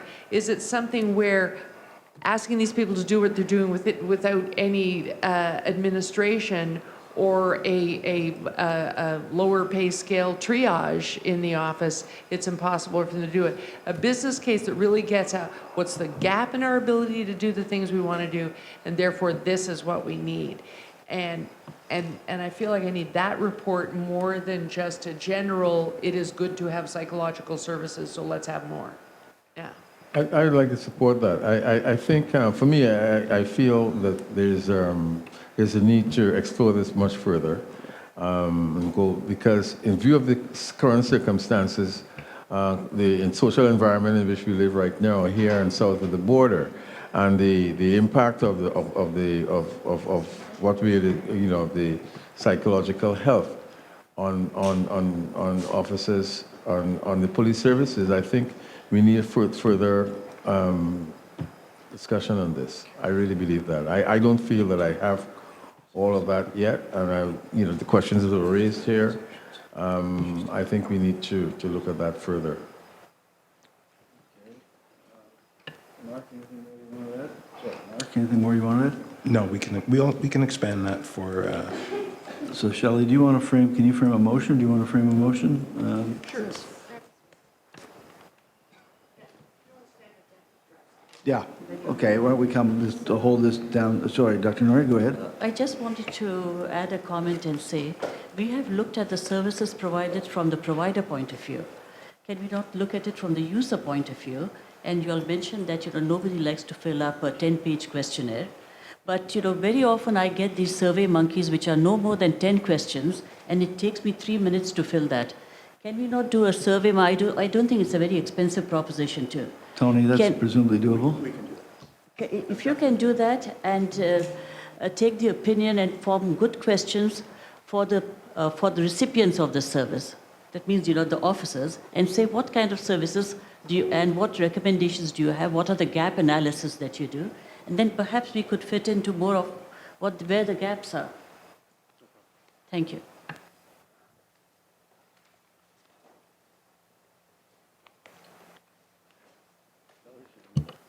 She said you could stand down. Okay, we'll go on to the next one. We'll come back then to the completion of item number 5, which takes us to that was 3. We'll take the deputations on the open data, and we have, looks like 6 deputations, starting with Mark Richardson. And again, sir, you have 5 minutes, and I'll give you a kind of a 1-minute warning finger. There we go. First of all, thank you for seeing me this afternoon. Full disclosure, I am an IT consultant here in the City of Toronto. I did about 10 days of work for the TTC in 2009, but other than that, I have no fiscal or employment relationship with the city in any way. I was disappointed when I saw this report, partly because the request on this report was that it be received for information, which to me I take as just kicking the can down the road. At the last meeting in April, the chair wanted to be best in class in open data. The mayor at another presentation said that open data is the bare minimum that we should be doing in 2016. This plan, it's lacking in detail. It's lacking in timeline. It's lacking in urgency. What you're currently doing is not really open data. You're doing public data. You're filtering it, you're aggregating it, and you are packaging it in your own maps, in your own stats, in your own documents, and then releasing those to the public. That is not open data. There are a number of problems with the highly filtered maps model. In the package that I provided to you today, there's information from Teresa Scassa, who is a professor at the University of Ottawa, who's recently released some information around the problems with the model that you currently use. But I think the best example you can follow is the one set by the police chief of Dallas, Texas. And his statement is that we believe, first, that the data we have belongs to the citizens and we are the caretakers of that data. That was a big step to make to our mantra, that the data was the citizens' data, not the police data. Right now, in your current plan, you're talking about creating your own open data site, not using the existing City of Toronto open data site to put police data up, not using the Province of Ontario's open data site to put police data up. And the type of data that you should be releasing if you want to be best in class is at minimum the same stuff that Montreal and Vancouver are already releasing. You talk about transformation, you talk about modernization, and I'm fully supportive of that model. And that's why I provided the additional information here. This week in Ottawa was the Canadian Association of Police Chiefs meeting. While there, I met with Mike Wagers, who is the former COO of the Seattle Police Department. He was also part of the IT group at the International Association of Police Chiefs. He's very involved in the Police Data Initiative, which is being run out of the White House with Seattle, with New Orleans, with Chicago, with a number of big cities. If you want to be best in class or world class in this, we can help you do that, but you need to set the bar higher than you're setting it right now. On the second page of the report, there's a section under additional targets that is a bit of a red flag for me. It says, when considering data sets for public use, the Toronto Police Service considers privacy and data quality to be of the utmost importance. Don't get me wrong. Privacy is important, and data quality is important. But I've been around bureaucracies for almost 15 years now, and the excuses of privacy and the excuses of data quality are excellent ways to rag the puck and kick the can and avoid releasing information. If those concerns are raised, they may be legitimate concerns. All I am asking you to do is ask for independent second, and in some cases, third opinions around, is this really privacy concern? Is this really a data quality concern? And what is the most data we can release? So for example, people say we can't release crime data at an individual street address level, but can we release it at least the nearest cross-street level? I know I'm running short of time here. Your goal needs to be to release the most releasable data set. In summary, I'd like you to set the bar higher. I'd like you to engage the open data community that's existing and vibrant in this community. We can help you find those best-in-class examples from around the world to follow. I think this board should have regular checkpoints so that this plan becomes more than a page and a half of information. It becomes a real strategic initiative, part of your transformation, part of your modernization, and every 6 months there's a goal set, and you get there or you don't get there, and if you don't get there, somebody gets in trouble.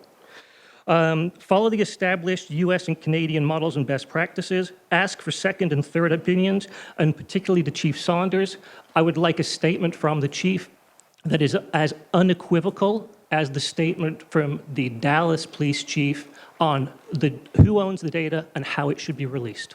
Thank you. Thank you very much. Excellent presentation. We appreciate it. Colleagues, any questions?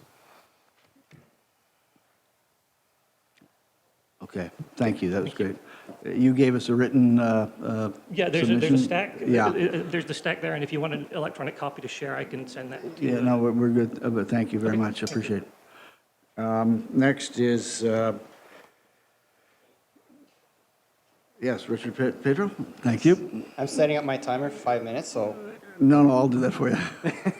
all right. Otherwise, it's kind of replaces me. It's not fair. That's the last thing I want to do. Well, actually, okay. All right. Go ahead. So, my name is Richard Pietro, and I spent the last 5 years working diligently trying to make open government and open data a reality. I'm most notably known as the guy who rode his motorcycle 20,000 kilometers across Canada and held events in 17 Canadian cities to talk about open gov and open data. And I want to thank you for giving me this opportunity today, and would like to congratulate you on moving forward on an open data initiative that will be best in class. But I have to say that I am a little bit nervous today. The Toronto Police Services Board is a pretty powerful place, and I'm just a little guy. And what I'm about to say to you guys may not resonate well. So please keep in mind that all I'm trying to do is offer suggestions and provide perspective. Now, whether or not this is founded or unfounded, you have to acknowledge that there's a growing tension between the public and police forces. And what I'm about to share with you is my top 8 list on how to ensure your open data initiative is a success in this environment. So number 8, be mindful of open washing. Please know that as an open gov and open data community, we are concerned that your efforts here may just be a public relations exercise. But also please keep in mind that we want to believe your intentions are noble and that your actions will be as convincing as your words. Number 7, you are not special. We in the open gov and open data community hear this all the time. We can't do this here because things are different here. No, they're not. They're the same everywhere. And that's just an excuse. And speaking of excuses, much like my colleague Mark, don't use privacy laws as an excuse. There are ways to release quality data and still protect privacy. Ontario's very own privacy commissioner has set the worldwide standard with its privacy by design principle. Please make use of them. And also please keep in mind that you're protecting the public's privacy, not necessarily your own. Number 5, outside in and inside out. In a textbook open gov and open data world, there is no ivory tower. Your open gov and open data initiatives can't stay hidden inside the police headquarters. That's why you must do 2 things. You must literally bring the public inside your offices and send your officers out into the public as part of your open data initiative. Number 4, practice what you preach. Your initiative states that the Toronto Police Board wants to be best in class. Wants to be best in class when it comes to police open data. With words like that, that means you will be setting the standard. You will be trailblazing. And that means you will need to take risks. Number 3, this is about building trust. Open gov and open data are fundamentally about building trust through collaboration. And much like your police officers build trust by working with their partners, your open gov and open data initiatives need to see the police and the public as partners. We are here to help, and we need to work alongside your officers in both the development and the publishing of your open data.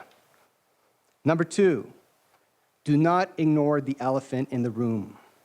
You cannot ignore the carding issue in Toronto. It doesn't matter what you do or what you release, open data is about engagement, accountability, and transparency, and I am afraid that your open data initiative might be perceived as a failure by the public and the media if you do not address carding in your first wave. And lastly, number 1, the culture of open. Police forces the world over are based on the military.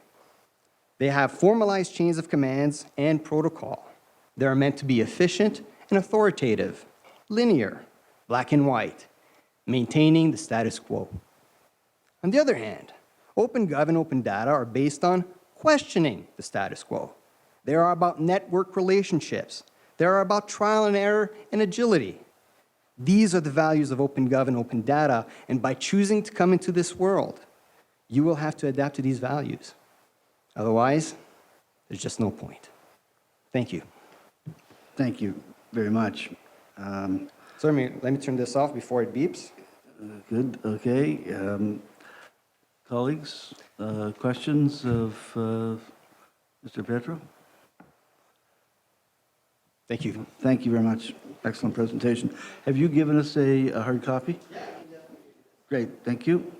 The next presenter, Keith McDonald. And again, sir, you've got 5 minutes, and I'll give you a 1-minute warning.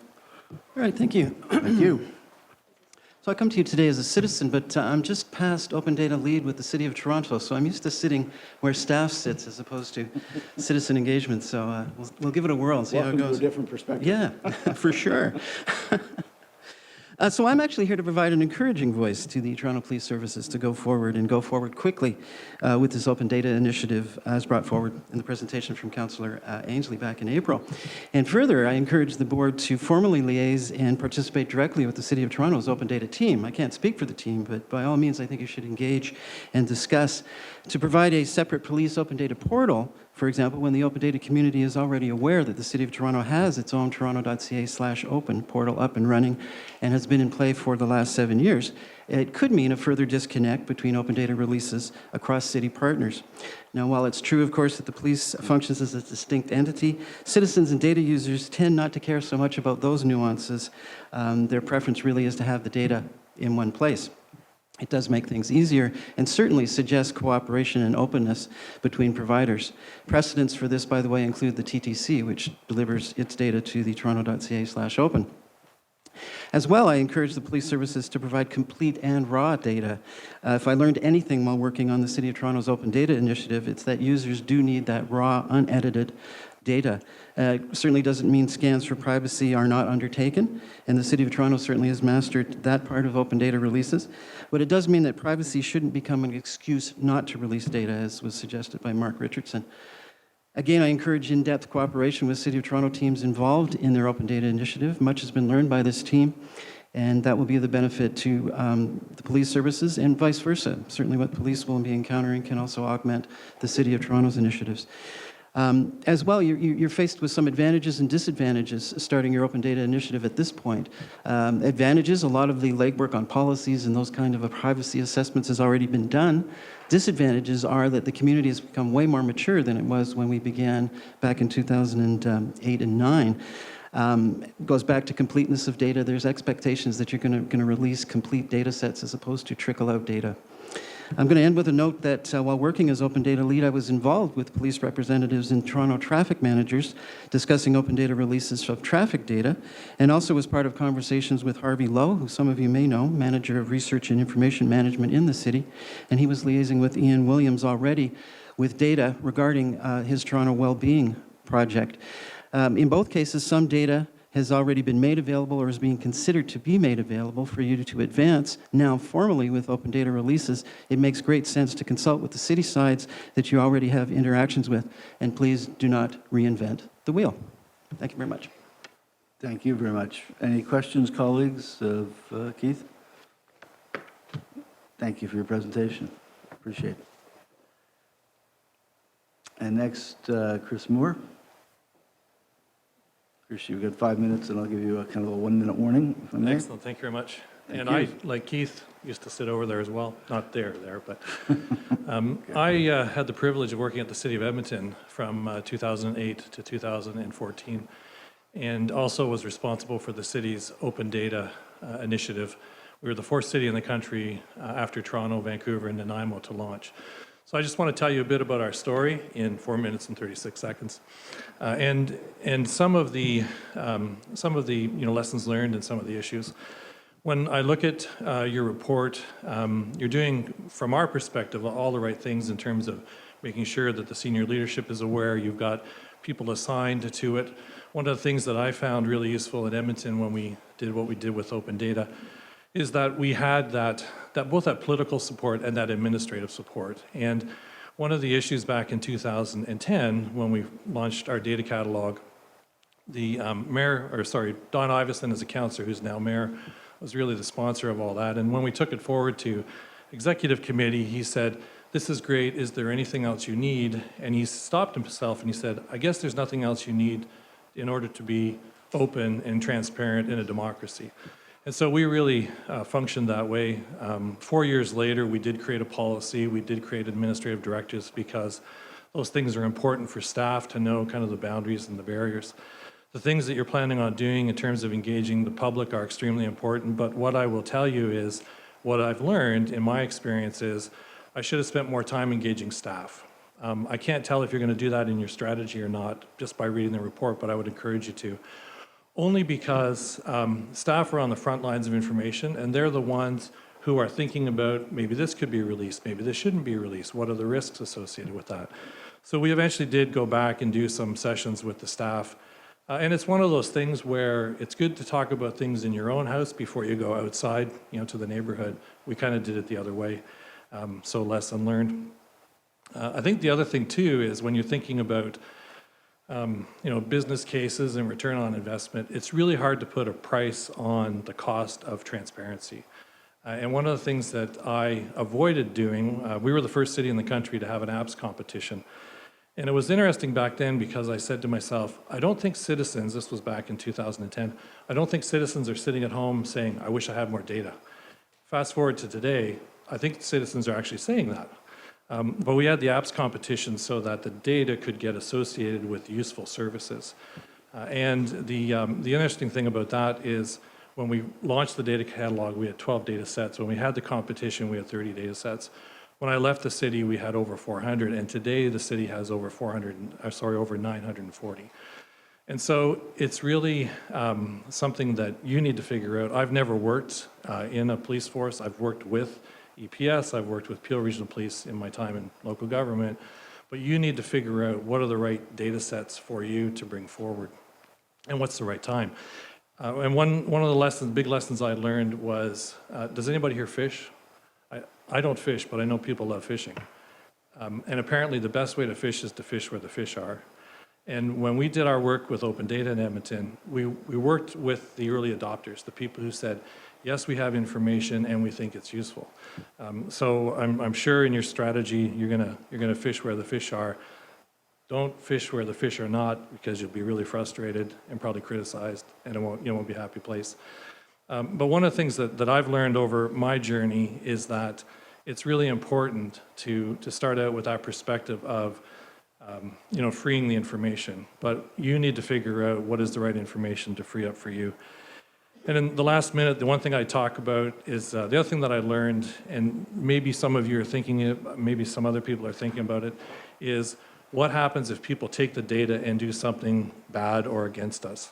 And I've stopped talking about fear in public sector, so I'm here to tell you, you need to have courage in terms of finding the data, releasing the data. And from my perspective, if there's any organization that has courage to do something, it has to be this organization. So those are my 5 minutes of lessons from Edmonton, and I'll stop there. 4.5 minutes, but thank you very much. Great presentation. Colleagues, any questions for Chris? Jen? So if you have worked at, thank you very much for giving me a presentation. Then if you worked at the City of Toronto, do you encourage the TPS to use that open data framework to as a base? Yeah, so, great question. And what I would encourage you to do is to consider it, to evaluate it. You may have already done that, but just to answer for yourself the question, why would we do it or why would we not do it? And I realize there's issues around control and some of those things. In Edmonton, because we started our open data catalog in 2010, and we were the first in the province and in the area, we ended up hosting data for the police, for the school board, and others, just because we had the means. And so I think it's just, you need to answer for yourselves, do you do that or do you not do that, and why not? And it is an interesting point. The open community is very active, and it's not like you have to justify your position, but you just need to know yourself that why you're doing it. Okay, but my next question is that even open data framework, there are so many different standards. Which one do you base it on? Great point. What I would defer to right now is there's a fantastic piece of work happening in Toronto called, and the city's aware of it, and I think some of the police data is there, is the the World Council on City Data, which has an ISO standard. So what I would do, don't let anybody tell you you're late to the open data game. Tell everybody you've strategically waited to this time and now you're going to leapfrog. Yeah. Thank you for promoting open data world. I mean, I know Patricia, I've met with her a couple of times, and they have their ISO standard certified. Yeah, and I would, in your initiative, you have the opportunity to push for standards as well, too, right?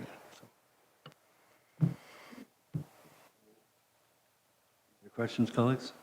Shelley? Would you say it's not?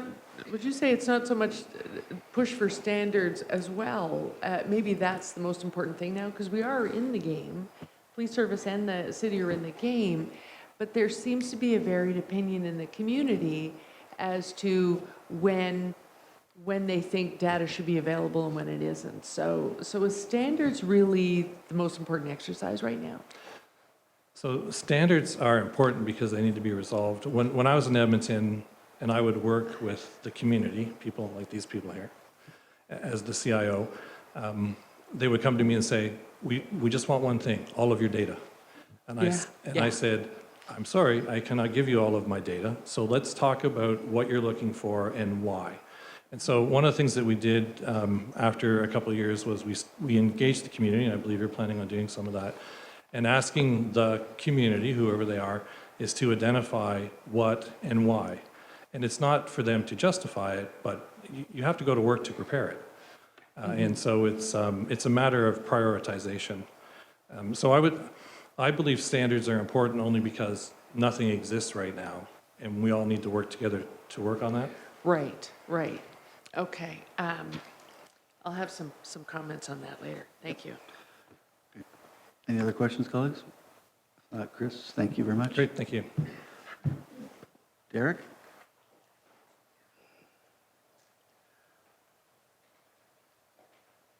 Derek, you know the rules. The hubris of the city of Toronto, it's breathtaking, isn't it, Chief Saunders? Did I just hear that they've mastered open data? Because that would be news to Officer Gange, is it, at 53 Division? Because I copied him into some emails. I tried to access some supposedly open data from the City of Toronto in regards to who exactly uses the financial institution that represents number 900 on this remittance. I think Officer Gange would probably tell you, Chief Saunders, that what Open Data City of Toronto did was redirect me to a dead end named Anna Caruso, who just sat on her hands and said, well, I don't know the answer. I won't bother checking with the Ministry of Municipal Affairs or Ministry of Finance, who would know the answer, or maybe the Deputy City Manager, Peter Wallace, who used to be the former Deputy Finance Minister for the province of Ontario. So let's all take that with a grain of salt when the City of Toronto pats themselves on the back with open data. I'd say that the City of Toronto was one of the least open and transparent organizations out there. And again, like I said last time, Meritori, please, by all means, prove me wrong and someone answer this simple question I have. So in regards to an open piece of data that is on the board's website, it says here, in regards to making a deputation, any member of the public may make a deputation. The reason I'm bringing this up is because you will not believe the grief that I've taken the past 2 months online from this one guy, Scott, accusing me of harming, not only torning myself by coming just to simply speak here, but harming the public, if you can believe that, by somehow representing them, getting them the act of surety. But what I can't do is point out to them one piece of open data that you guys could lead by example for the police in the City of Toronto. There's no definition on your interpretation section for what a deputation is or a deputant. What doesn't make things easier is there's no definition for these deputation, deputant on Black's Law 9th edition, the Dictionary of Canadian Law.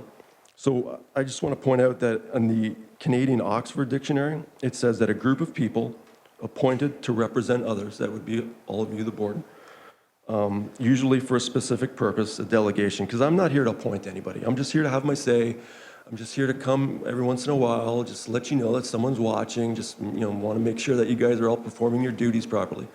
I've also forgotten to say that I acknowledge and accept this subscribed oath pursuant to Section 4 of the Public Officers Act that you all took to be trustees of mine. I just want to point out that, nobody's doing us, the rest of the public, who pay for all this a favor by being open and transparent. And the reason why I have to is kind of surprising. Most people won't think of this, is that I happen to have the beginning of the Constitution on my t-shirt right here, that recognize the supremacy of God. And I guess Jesus at one point allegedly told this guy named Mark that his dad had told him in 422 that, "For there is nothing hid which shall not be manifested, neither was anything kept secret, but that it should come abroad." And just to go over some stuff that's been covered on this issue, Councillor Ainsley, when he was last here, made a meme out of it. All of the other things we've been entrusted with as well, I guess at the City of Toronto, is making government more open and transparent. We have a little bit of work to do on that. Derek, 1 minute. Okay. This is from, I guess this was an impromptu press conference that Premier Wynne held at the height of that gas plant scandal in March of 2014, where she said, "This is not the way a government should operate. I promise to open up the government completely and have done so to an unprecedented degree. I have appeared at the committee twice, and I have been straightforward and honest in every question that I was asked. The new measures are consistent with my government to openness and to transparency in government, which is exactly what the people of Ontario have every right to expect and what they deserve." Because in the agenda, it mentions something about the default by open by default standard of the province of Ontario. I checked the e-laws website. I couldn't find it. I did a search. So maybe this is the default standard, which should come with a penalty, like pizza. It's not just 30 minutes, it's 30 minutes or free. That's their default standard. So in case anyone slips up and violates Section 341 of the Criminal Code by concealing any information from us, maybe someone should go to jail once in a while for doing that. Derek, thank you. Any questions of the applicant? I think Pizza doesn't do that anymore, actually, but thank you. I think they bumped it up to 40 minutes. But if you read their site, they guarantee it, and they say, "We promise." Okay. Thanks, Derek. Councillor Ainsley. Looks like you get to be the cleanup man here. That's not a bad thing. The Jays are in first place. I'm happy to be the cleanup man. Thank you. You know the rule. 5 minutes. I want to thank the board for the opportunity to be back here again. The Chair Pringle said in the April 20th meeting that we probably have a duty or responsibility when it comes to open data and policing to be the leader in this country, and I think that's very important. So I want to also thank Chief Saunders for his diligence in providing the report that's before you today. I had an interesting spring. I was here, as I said, on April 20th. A few days after that, I received an invitation from the police department in the city of Montreal, because on April 27th, they launched their open data portal website, and they kindly invited me there to be part of that opening. Unfortunately, I couldn't attend. But I do want to read a quote from their vice chair of their executive committee, who said, "This is open data in policing. This is about transparency in the city administration and innovation." And then they went forward to talk about their open data portal and the data sets that they were going to be releasing, and which I'll touch on a little bit later. But the reason I decided to come back today to address this report is two of the concerns that I had in the report, and this was addressed earlier by one of the deputants as well, is the recommendation in the report that the police department was going to create their own open data portal. We already have one at Toronto City Hall that's been in existence since 2012. One of the things that I've had comments back already is Toronto Public Library, for example, has open data sets. What I've heard since April is a lot of people have said to me that they would prefer that their open data sets should be easy to find as the the member of the executive in Montreal said, this is about openness and transparency, and having them all in one place would continue to make it as open and transparent as possible. The other concern that I have as a city councillor, and I've been a councillor now for 10 years, is a lack of deadlines in the report, which leads to my submission that I sent in. There's 11 different recommendations in it, talking about format, a little more concrete deadlines, and the different goals that I think could be achieved as we're moving forward on this project. One of the things that one of the deputants also touched on earlier was about the quality of the data. And I'm going to use the example of Montreal again, who in one of the data sets that they released was their break-ins for the year of 2015 until March 31st, 2016. So if you go to the City of Montreal, their police department, you will find out that there is 10,860 break-ins in that city in the past year and a half. And one of the ways that they dealt with that was they didn't provide any specific addresses in their data set. They went by the closest intersection to do their best to ensure that there was a privacy of person's individual data. And they've made it very interactive and easy to use. On my phone here, sorry, you can see they have an interactive map. You don't have to be very technically inclined to use this to figure out and use their open data set. They're not going to be releasing any information on sexual assaults, for example, but all the data that they are releasing is going to be machine readable, as unfettered as possible. They're looking at releasing a number of other data sets as well.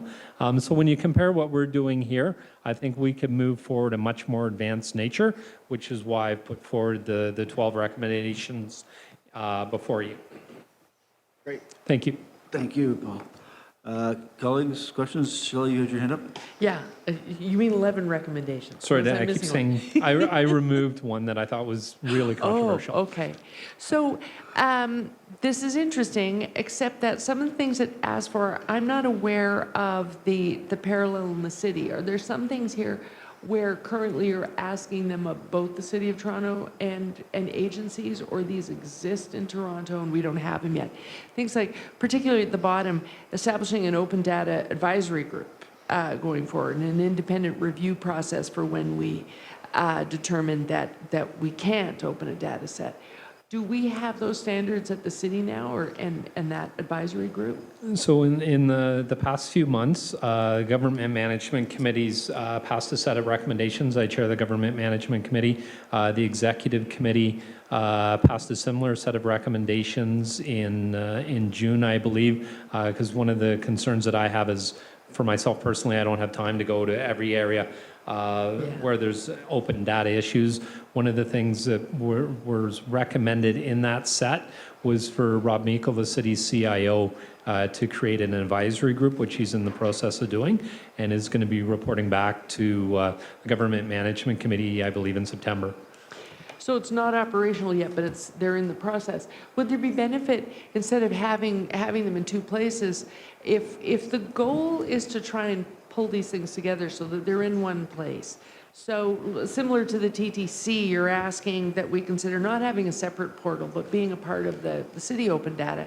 Then does it not make sense that instead of setting up a separate advisory committee, we maybe take a role on the city's open data advisory committee that's being set up now? Yep, I would be fine with that. One of the reasons that I put that recommendation in here for the Toronto Police Services was I think that, the nature of the data and some of the data sets might require a different lens than some of the data you would see at the City of Toronto, for example, in terms of water, wastewater.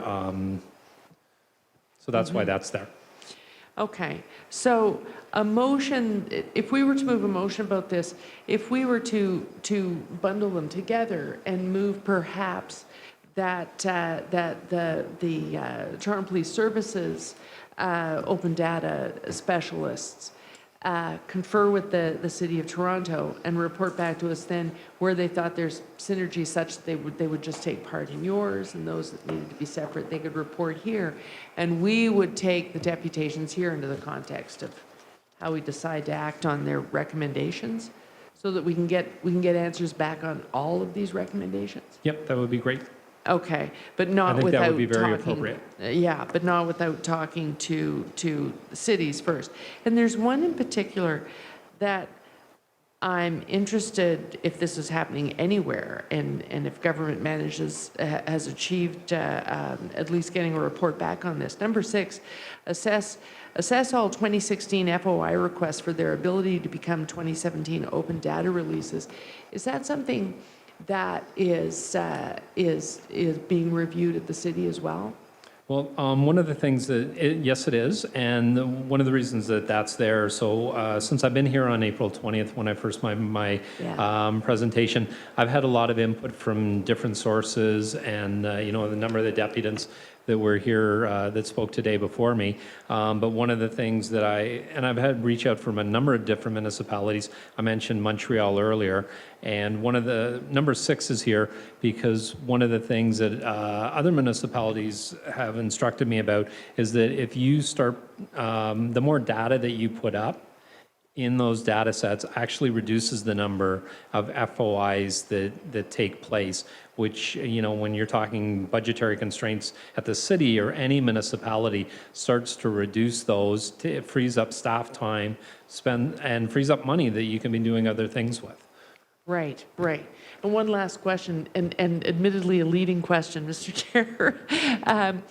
When you look at the city site, because people say, well, what's this for? And then the quick and dirty answer people always say is so that citizens can develop a whole bunch of apps. And there's only really a few in the gallery in the city that have been developed. Is that a function of our not releasing enough yet, not getting enough out there in the quality that there needs to be, or is it just a matter of the more you put out there, the more interested people are going to become? I know that if I go to New York City and I type in transit, I get a ton of apps, well beyond MTA, Yep. and they're all citizen developed. We don't seem to have as many. Is that just a matter of we haven't put enough data out there yet? You've answered your own question, Yeah. Councillor. If you compare the city of Chicago to Toronto, they opened up their open data portal at about the same time. We have roughly 300 data sets on our portal compared to Chicago. I think is close to 3,000 now. One of the best examples that we have is there's an organization, a group of individuals a couple of months ago that used our licensing data, one of our brand new data sets, and they created an app that people can go and look at the number of inspections that were done on a given apartment building, and you can rate apartment buildings and decide where you want to go. And it's, as I said, it's not all about quantity, it's about quality. I'd be happier if we had a lot less data sets if they're quality-wise and not just quantity. But I think that we're very new to the open data, 285 data sets in the largest city in Canada. The police department has 2 data sets. For example, you can go to any number of other municipalities. I think Montreal their police department has 35 or 40 data sets, and they only started releasing them in April.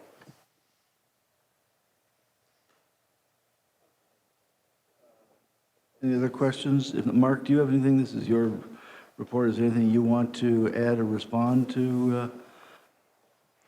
Well, just a couple of things. And first, I'm very glad that there's a lot of interest and expertise here. So a lot of people have brought a lot to the table for us to consider as we move forward with our plan and what we plan on doing. I also want to, be very cognizant of the potential latent material consequences here with data. We spend a tremendous amount of time whenever we submit reports as open and as transparently as possible because we try our best to put things in context, not to hide or mislead anybody, but to have a more fulsome picture. So by putting this open data and the type of data that's out there, heaven help a person that happens to live at a house that is at a corner intersection to a couple of high-rises where a lot of crime is happening on the value of that house when it goes up for sale, or we haven't helped somebody in a neighborhood that's already stigmatized, and the fact that now we're going to stigmatize it even more with all of this data. So I'm hoping that the agencies that see this data use it as a mechanism to help enhance and rebuild those communities. And of course, when it comes to job criteria, someone goes for a job and the owner starts looking at data as to where that person lives and uses that as leverage, as a deciding factor as to whether or not they're going to hire that person because of where they come from. And if anyone in here is naive enough to not believe that that exists right now, and this will enhance that. That's only one of my concerns, but I certainly, as we move towards transparency and understanding its importance, I'm there to see exactly what we as an agency can do to support that. Thanks, Mark. Colleagues, anybody else? Mayor Tory?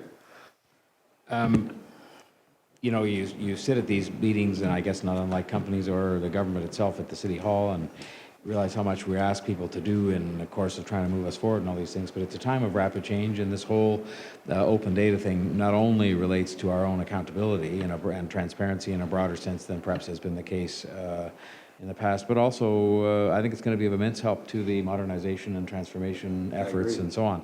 And so I put together just a motion here, and don't shudder too much, Chief, but to ask you and your staff colleagues to, I just say here to refer the report back to the staff to give further specific consideration to, and I'll just list these things. One, the question of whether or not, in fact, to create a standalone Toronto Police Service open data portal. And I realize there are arguments seemingly on both sides and experiences on both sides in the other cities. Two, to consider other requests for open data releases contained in the deputation of Councillor Ainsley and the other August 18 deputants, because there's been a number of things mentioned. Three, the establishment of firmer deadlines for progress in the availability of data sets. Four, to give consideration to the releases made available and other standards set by police services in other Canadian cities. We just heard about Montreal by comparison. Five, consider other suggestions contained in the August 18 deputations, because there were several very thoughtful written deputations. And then I just added at the end here that a police representative be assigned to the City of Toronto's, is it an advisory committee? What's it called? The City of Toronto's Open Data Advisory Committee upon invitation to join, so that we're sure that they get plugged in there right away. And I don't have a particular date. I mean, to me, you know, you wouldn't want to see it's April of next year, but you also wouldn't want to say it's next month, because they have lots to do. But I just would like to see this work done, because I think these points were all fair that were made today. A lot of them were, anyway. Thanks, John. Colleagues, other questions? Mayor Tory, Shelley, Councillor Carroll? Comments you're Yep, taking yep, out. yep, Yeah. yep. Well, I'm looking in the city's open data portal, and that what you're looking at, you can just see the black dots from there. Those are all the defibrillators that can be found in my ward. It's an open data set. That's the type of information that I think actually goes directly to the Transformational Task Force. And the kind of thing we're talking about a better interaction between community and police. It's not about bricks and mortar, but about all knowing and understanding what the job of community safety is and doing it together. I think this is a direct compliment to, pardon the pun, to be more open to the idea of open data is only fair that be asked of us as a service and as a service board if we're asking the community to be open to the idea of we're going to get more technological and we're going to be less reliant on the bricks and mortar of our divisions. We know that that's giving them stress, but if we're asking them to be open and we're saying that we can do this with technology, then this, the forefront of being able to partner agencies and use our technology to greatest effect, this is the very essence of it. And so I heartily support the mayor's motion. I think I would have moved it myself. The mayor is right in that we have to catch up with other cities, and particularly in this area, to meet our own goals. My only amendment to it would be, can you get the budget stuff up there in 2 months' time? Because all of these cost centers, you realize, were they out there over the last couple of years, I don't think we would have seen the kind of sort of ham-fisted motions about how we manage our budget that we saw at council that would have made it difficult to do the kind of thoughtful change we're doing. If people could go in, look at the level of complexity and look at the enormity of the task, they'd realize we're doing it in the best way possible. You can see the enormity of the task in the open data sets on our financial complexity and why we have to tackle it piece by piece, unit by unit. So, Those are my recognizing that you can't propose, are you offering to second? Okay. Other colleagues, Councillor Lee, Mr. Jeffers, Dr. Nuria, any other comments? Chief, any further thoughts? No, if we could just have 3 months, so November. Yeah, and I think it's also important just to reflect it through the transformational task forces as mentioned, so that that's great.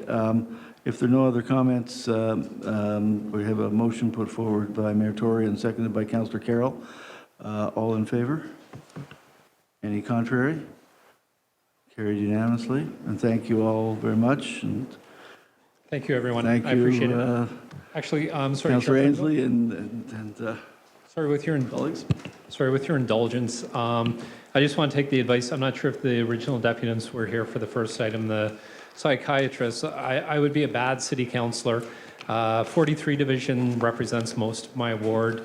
I just want to say that I want to thank the men and women of 43 Division that I go to the monthly CPLC meetings. My understanding is 43 Division still has some of the lowest crime stats in the entire city. I'm very proud of the men and women that work in that division. They do some very creative policing under the supervision of Superintendent Mark Fenton, and I just wanted to acknowledge all of their work and keeping my community safe. Thank you. Thank you. Okay. Thank you, everybody. So that leaves two more items. These are, the first is item number 6, the Chief Section 11 report, and there are two deputants. Chris Langenfeld first. Chris, it's amazing you've been silent this long through this meeting. And you're only seeing me once this time. Yeah, I know. So it should be a nice break for you all. What a shock. Yeah. We'll all feel like we get out so much earlier. Thank you for the opportunity to speak today. There's a couple of points here. Obviously, I mentioned last time around with this the question of whether or not the service isn't able to, in fact, get more information from the SIU. And I don't know that we got an answer as to whether or not the service has, in fact, requested more information about these reports rather than just the one page that the service says they normally receive. Specifically, with regards here to number 6, and somebody else mentioned this to me earlier today as well. I point out in the discussion part here of the chief's report, it says, in order to gain physical control, an officer carefully tripped Miss Lanziotti and began to slowly lower her to the ground. And with that description, we have a report where somebody's tibia was broken or fractured. It seems ridiculous and actually makes this report seem kind of questionable how somebody can say that officers carefully lowered someone to the ground in a takedown situation and yet they had broken bones in the case. It seems like either there was perhaps some medical condition that this individual suffered from, and maybe that explains why this happened, but then I would expect that to be a part of this report.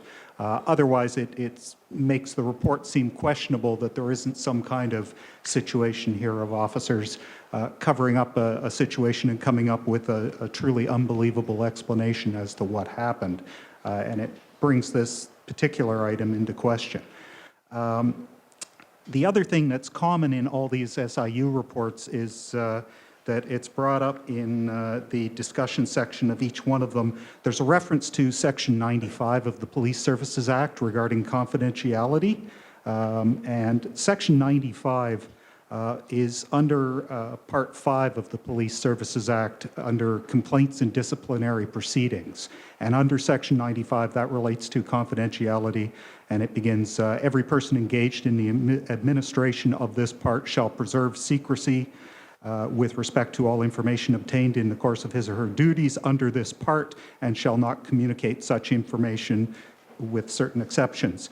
I would point out that that is, as it specifically states there, in relation to this part. And this part is Part 5 of the Police Services Act, which is complaints and disciplinary proceedings. That is completely separate from Section 113 of the Police Services Act, which is Special Investigations Unit. The Special Investigations Unit is Part 7 of the Police Services Act, and it, of course, has its own regulations that stipulate what the confidentiality requirements are in relation to these reports from the service. And that talks about that the information can't be disclosed prior to the SIU completing their investigation. But really, complaints about under disciplinary proceedings, we're talking perhaps officers having dirty uniforms, disrespecting other officers, disrespecting members of the public. Those arguably maybe certain information doesn't need to be fully released. That's very different from an officer involved shooting, something where somebody is injured, claims of sexual assault. And in those situations, more openness is needed, and the idea that it should be secrecy by default isn't justified, and that isn't what exists in the legislation. And so I would say that that is brought up as a justification for withholding information here in these reports, and in fact, you can certainly ask counsel for more clarification, but I don't think it's in fact justified under the Act. Thanks, Chris. Any questions of Mr. Langenfeld, colleagues? Okay, Chris, thank you. Thank you. Dion?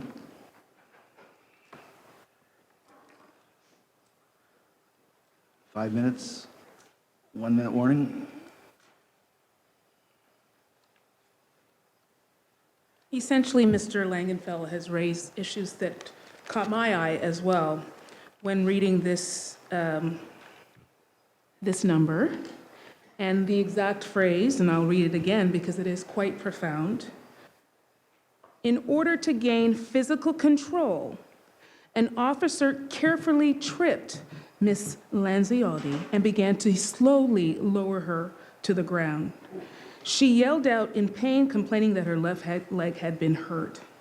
Uniformed members of 32 Division Primary Response Unit and Toronto Paramedic Services attended.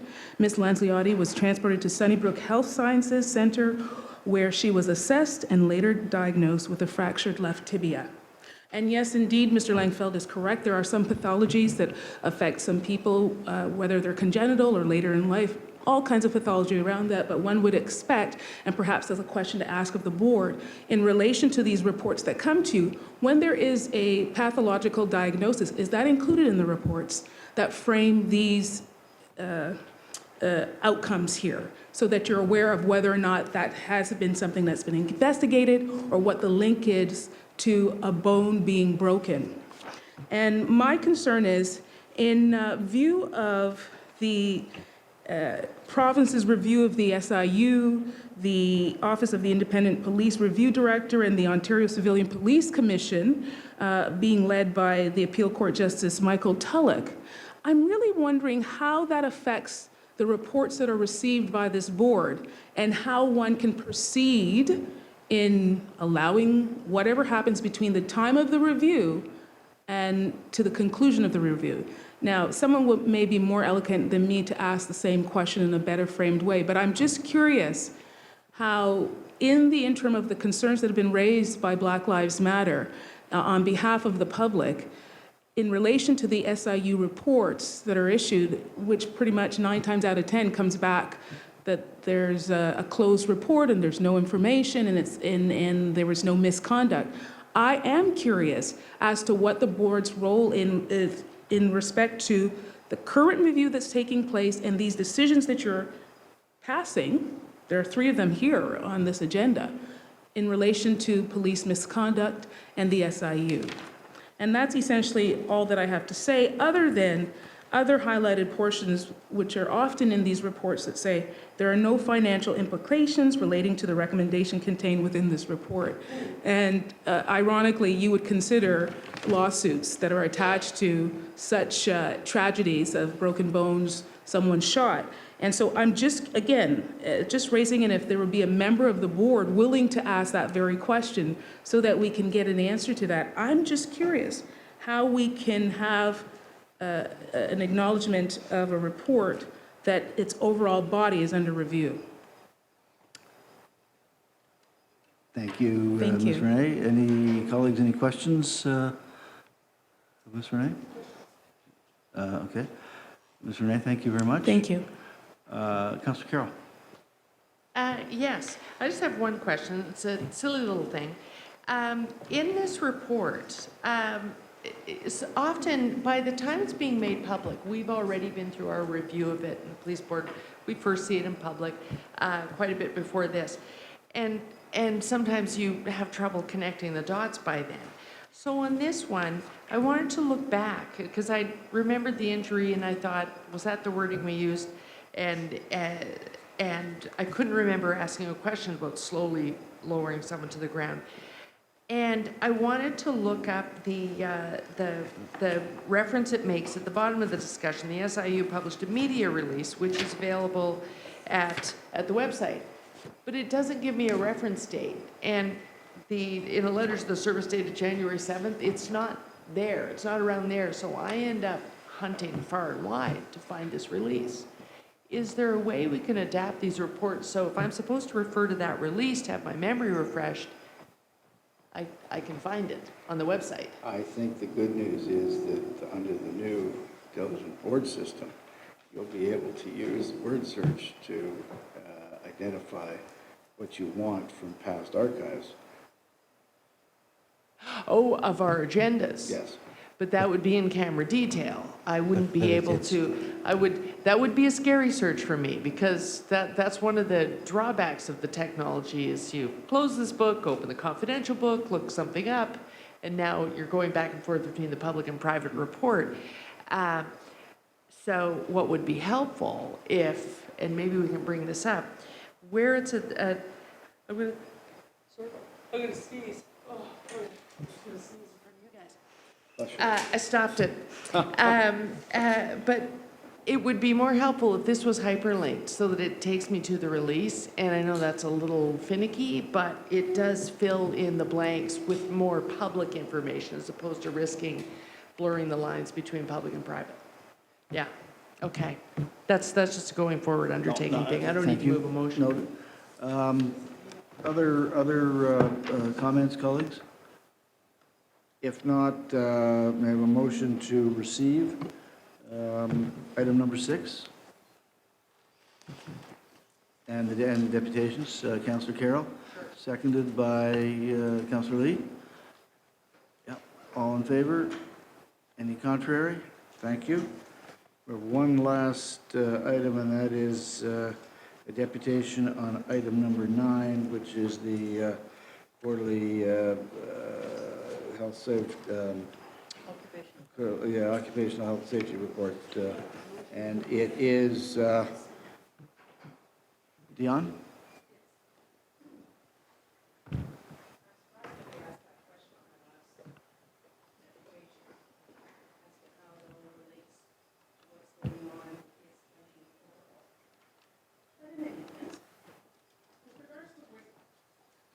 With regards to workplace violence and harassment, which I said that I would raise earlier, and I've raised with this board as well, the availability, and maybe that's part of the improvements. I know that the board did have some discussion surrounding what is available on your website, not limited to the internal access, but publicly, so that a member of the TPS outside of the TPS can go on your site and look up the information and apply or follow through with any of the conditions that concern them away from any kind of influence that may be a part of being at the TPS to be on the internal site looking for this.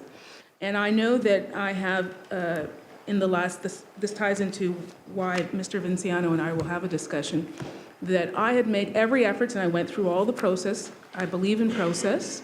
Started out every level and went right to the top to Ms. May, who oversees the Occupational Health and Safety Division, and still have not received any answers to date on the issues that I raised in writing with the department. And one of the issues is whether or not the workplace violence and harassment policies are made available publicly to the members of the TPS, because they're having, at least the ones that approach me, are having difficulty in accessing the system and getting in any information. I had that exact difficulty on behalf of a member to obtain that information. Again, I went through the process.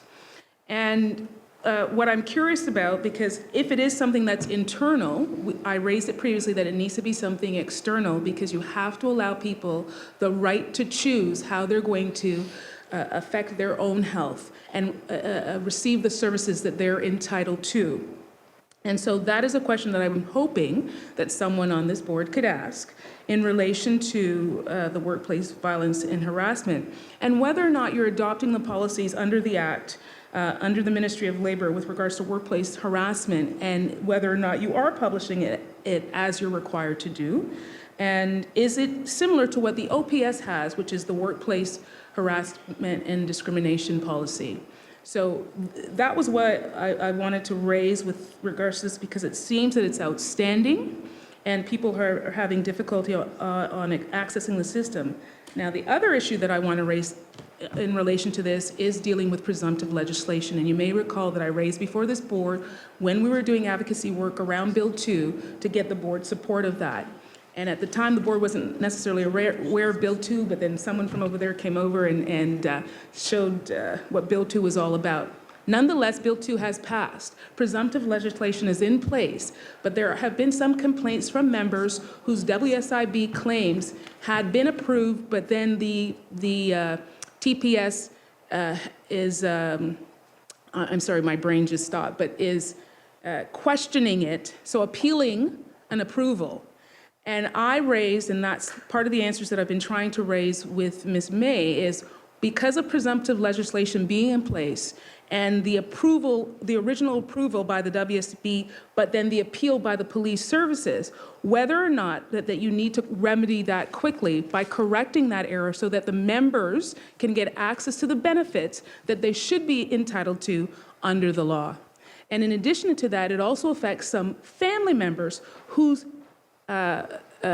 husband or wife has committed suicide, who are in a very terrible position right now because they're not able to access those things. And there's some controversy around whether or not they're still associated because the member has died.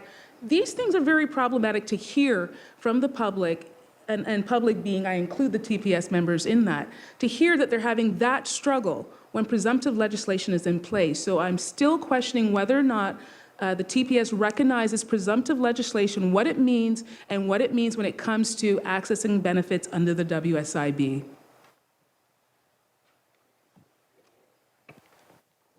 Thank you. Colleagues, any questions? I might just point out that you note item 18 of the same report is an amendment to the occupational health and safety legislation or policy where we have included sexual harassment in there for the first time. So that's in this report. Colleagues, any other questions? When you talk about some of the difficulties to access, can you just outline some of those difficulties as you experience? I can, Member Jeffers. One is that I, again, advocate on behalf of individuals who either feel intimidated to do so, feel that they want to keep a distance because of reprisal later on because they came forward directly, people who just don't feel they have a voice. I advocate for those people. And so, without identifying the individuals, there have been issues, and I experienced the same thing, just getting general information. So I took the steps that I would think any member of the Toronto Police Services would take. I contact the Occupational Health and Safety Unit. I speak to the receptionist. Then I ask for what I'm asking for, which were 3 distinct points. I asked for where can you find the workplace harassment and discrimination policy, or the one tied to the Ministry of Labor, which is the workplace harassment policy. I asked what's happening with regards to the WSIB and presumptive legislation. And then I asked one other question that I can't recall right now. It's on my phone in my notes. And in response to that, I heard a deadness on the phone. They said, I don't have the answer to that, which I value people saying that because that's important. But perhaps you should speak to this person, which was the next person on the line. And the next person on the line then transferred me to the next person on the line. And that individual, Mr. Christian Pelletier, was new to that position. So I appreciate what he said. You know what? I'm new here. I need to get back to you. 4 weeks went by and I didn't get a response. So I called back, couldn't get Mr. Pelletier. And it wasn't until after I contacted Jean, because I did try to contact Ms. May, but Jean works for Mr. Venciano, that Mr. Pelletier called the next day and left a message and just said, just do a Freedom of Information request, which is ridiculous. Are you telling me that if a member from the Toronto Police Services is concerned about issues affecting their wellness, that they have to do a Freedom of Information request to get the information that should be readily available on their website? So that wasn't a good enough response, which is why I wanted to meet with Mr. Venciano, because none of the people in the chain of command responded. And another difficulty is accessing, if I couldn't get that, and I did identify that I'm not a member, but I am an advocate, but the member is having the exact same problem. I went through it, and so they can't access it on the website externally.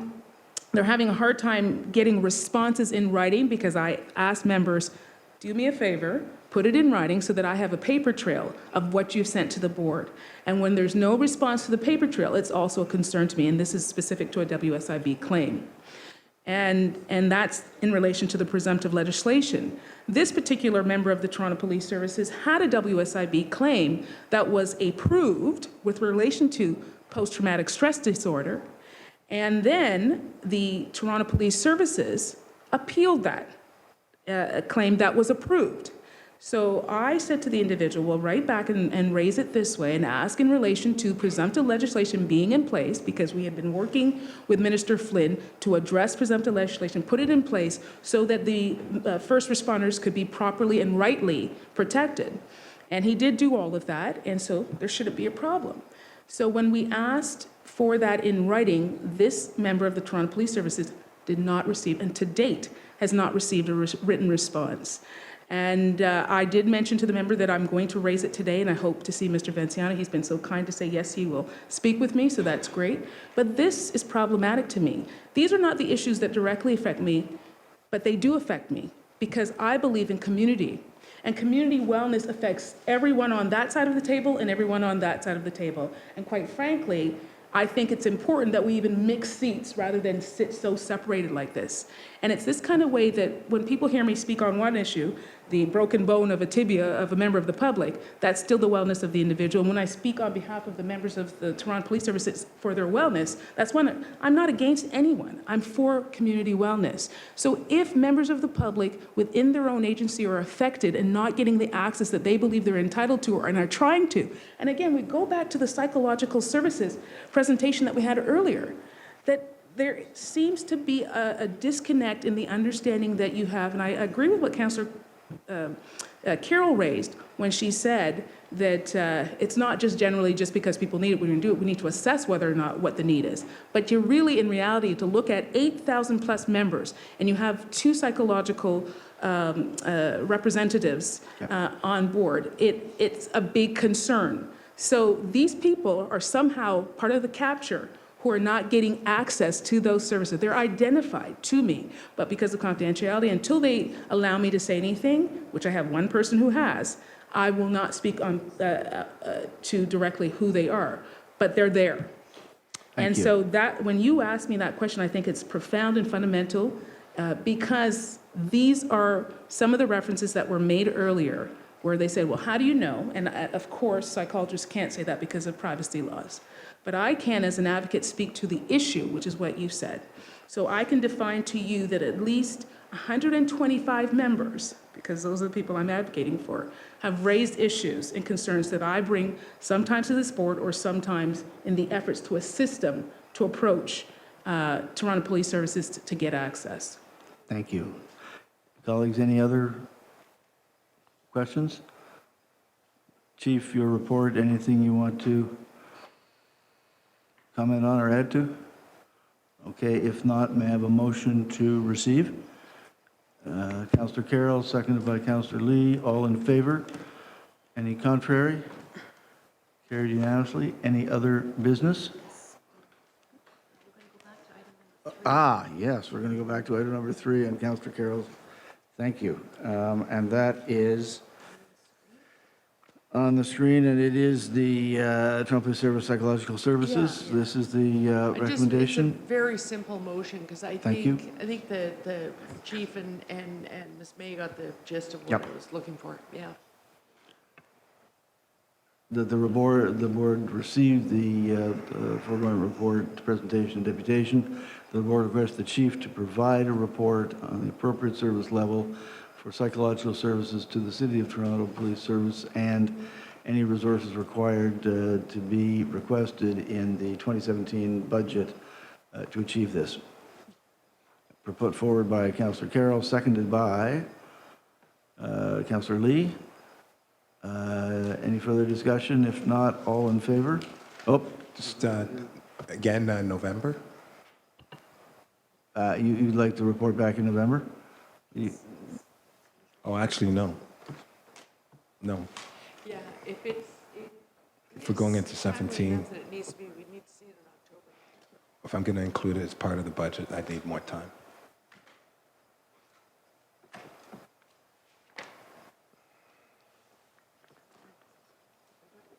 You're fine with that? So would you amend it to say November, which is what...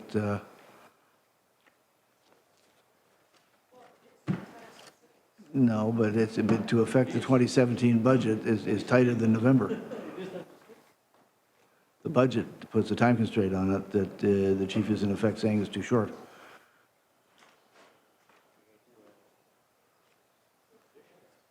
Okay, I'll go back to November.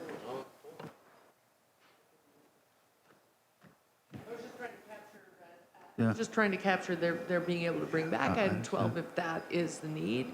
But I am content to just leave it as what are the appropriate service levels. And then if as a result of providing the report, he determines himself that it's an urgent need, then that can be addressed in the report. Okay, so we'll read it as that the board requests the chief to provide a report on the appropriate service levels for psychological services to the Toronto Police Service. Period. Period. So that, again, put forward by Councillor Carroll, seconded Councillor Lee still. Jen? Seconded. Any further discussion? All in favor? Any contrary? Carried unanimously. Any other business? Yes, let's see the mayor's motions. Yes, so this just so everybody can see that this is what you've approved for the open data. Is everybody comfortable with that, having already approved it?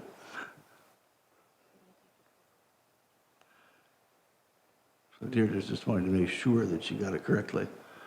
And one of the deputies is taking a picture to make sure we got it correctly.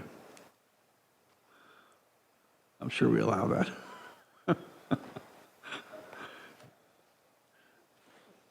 Okay.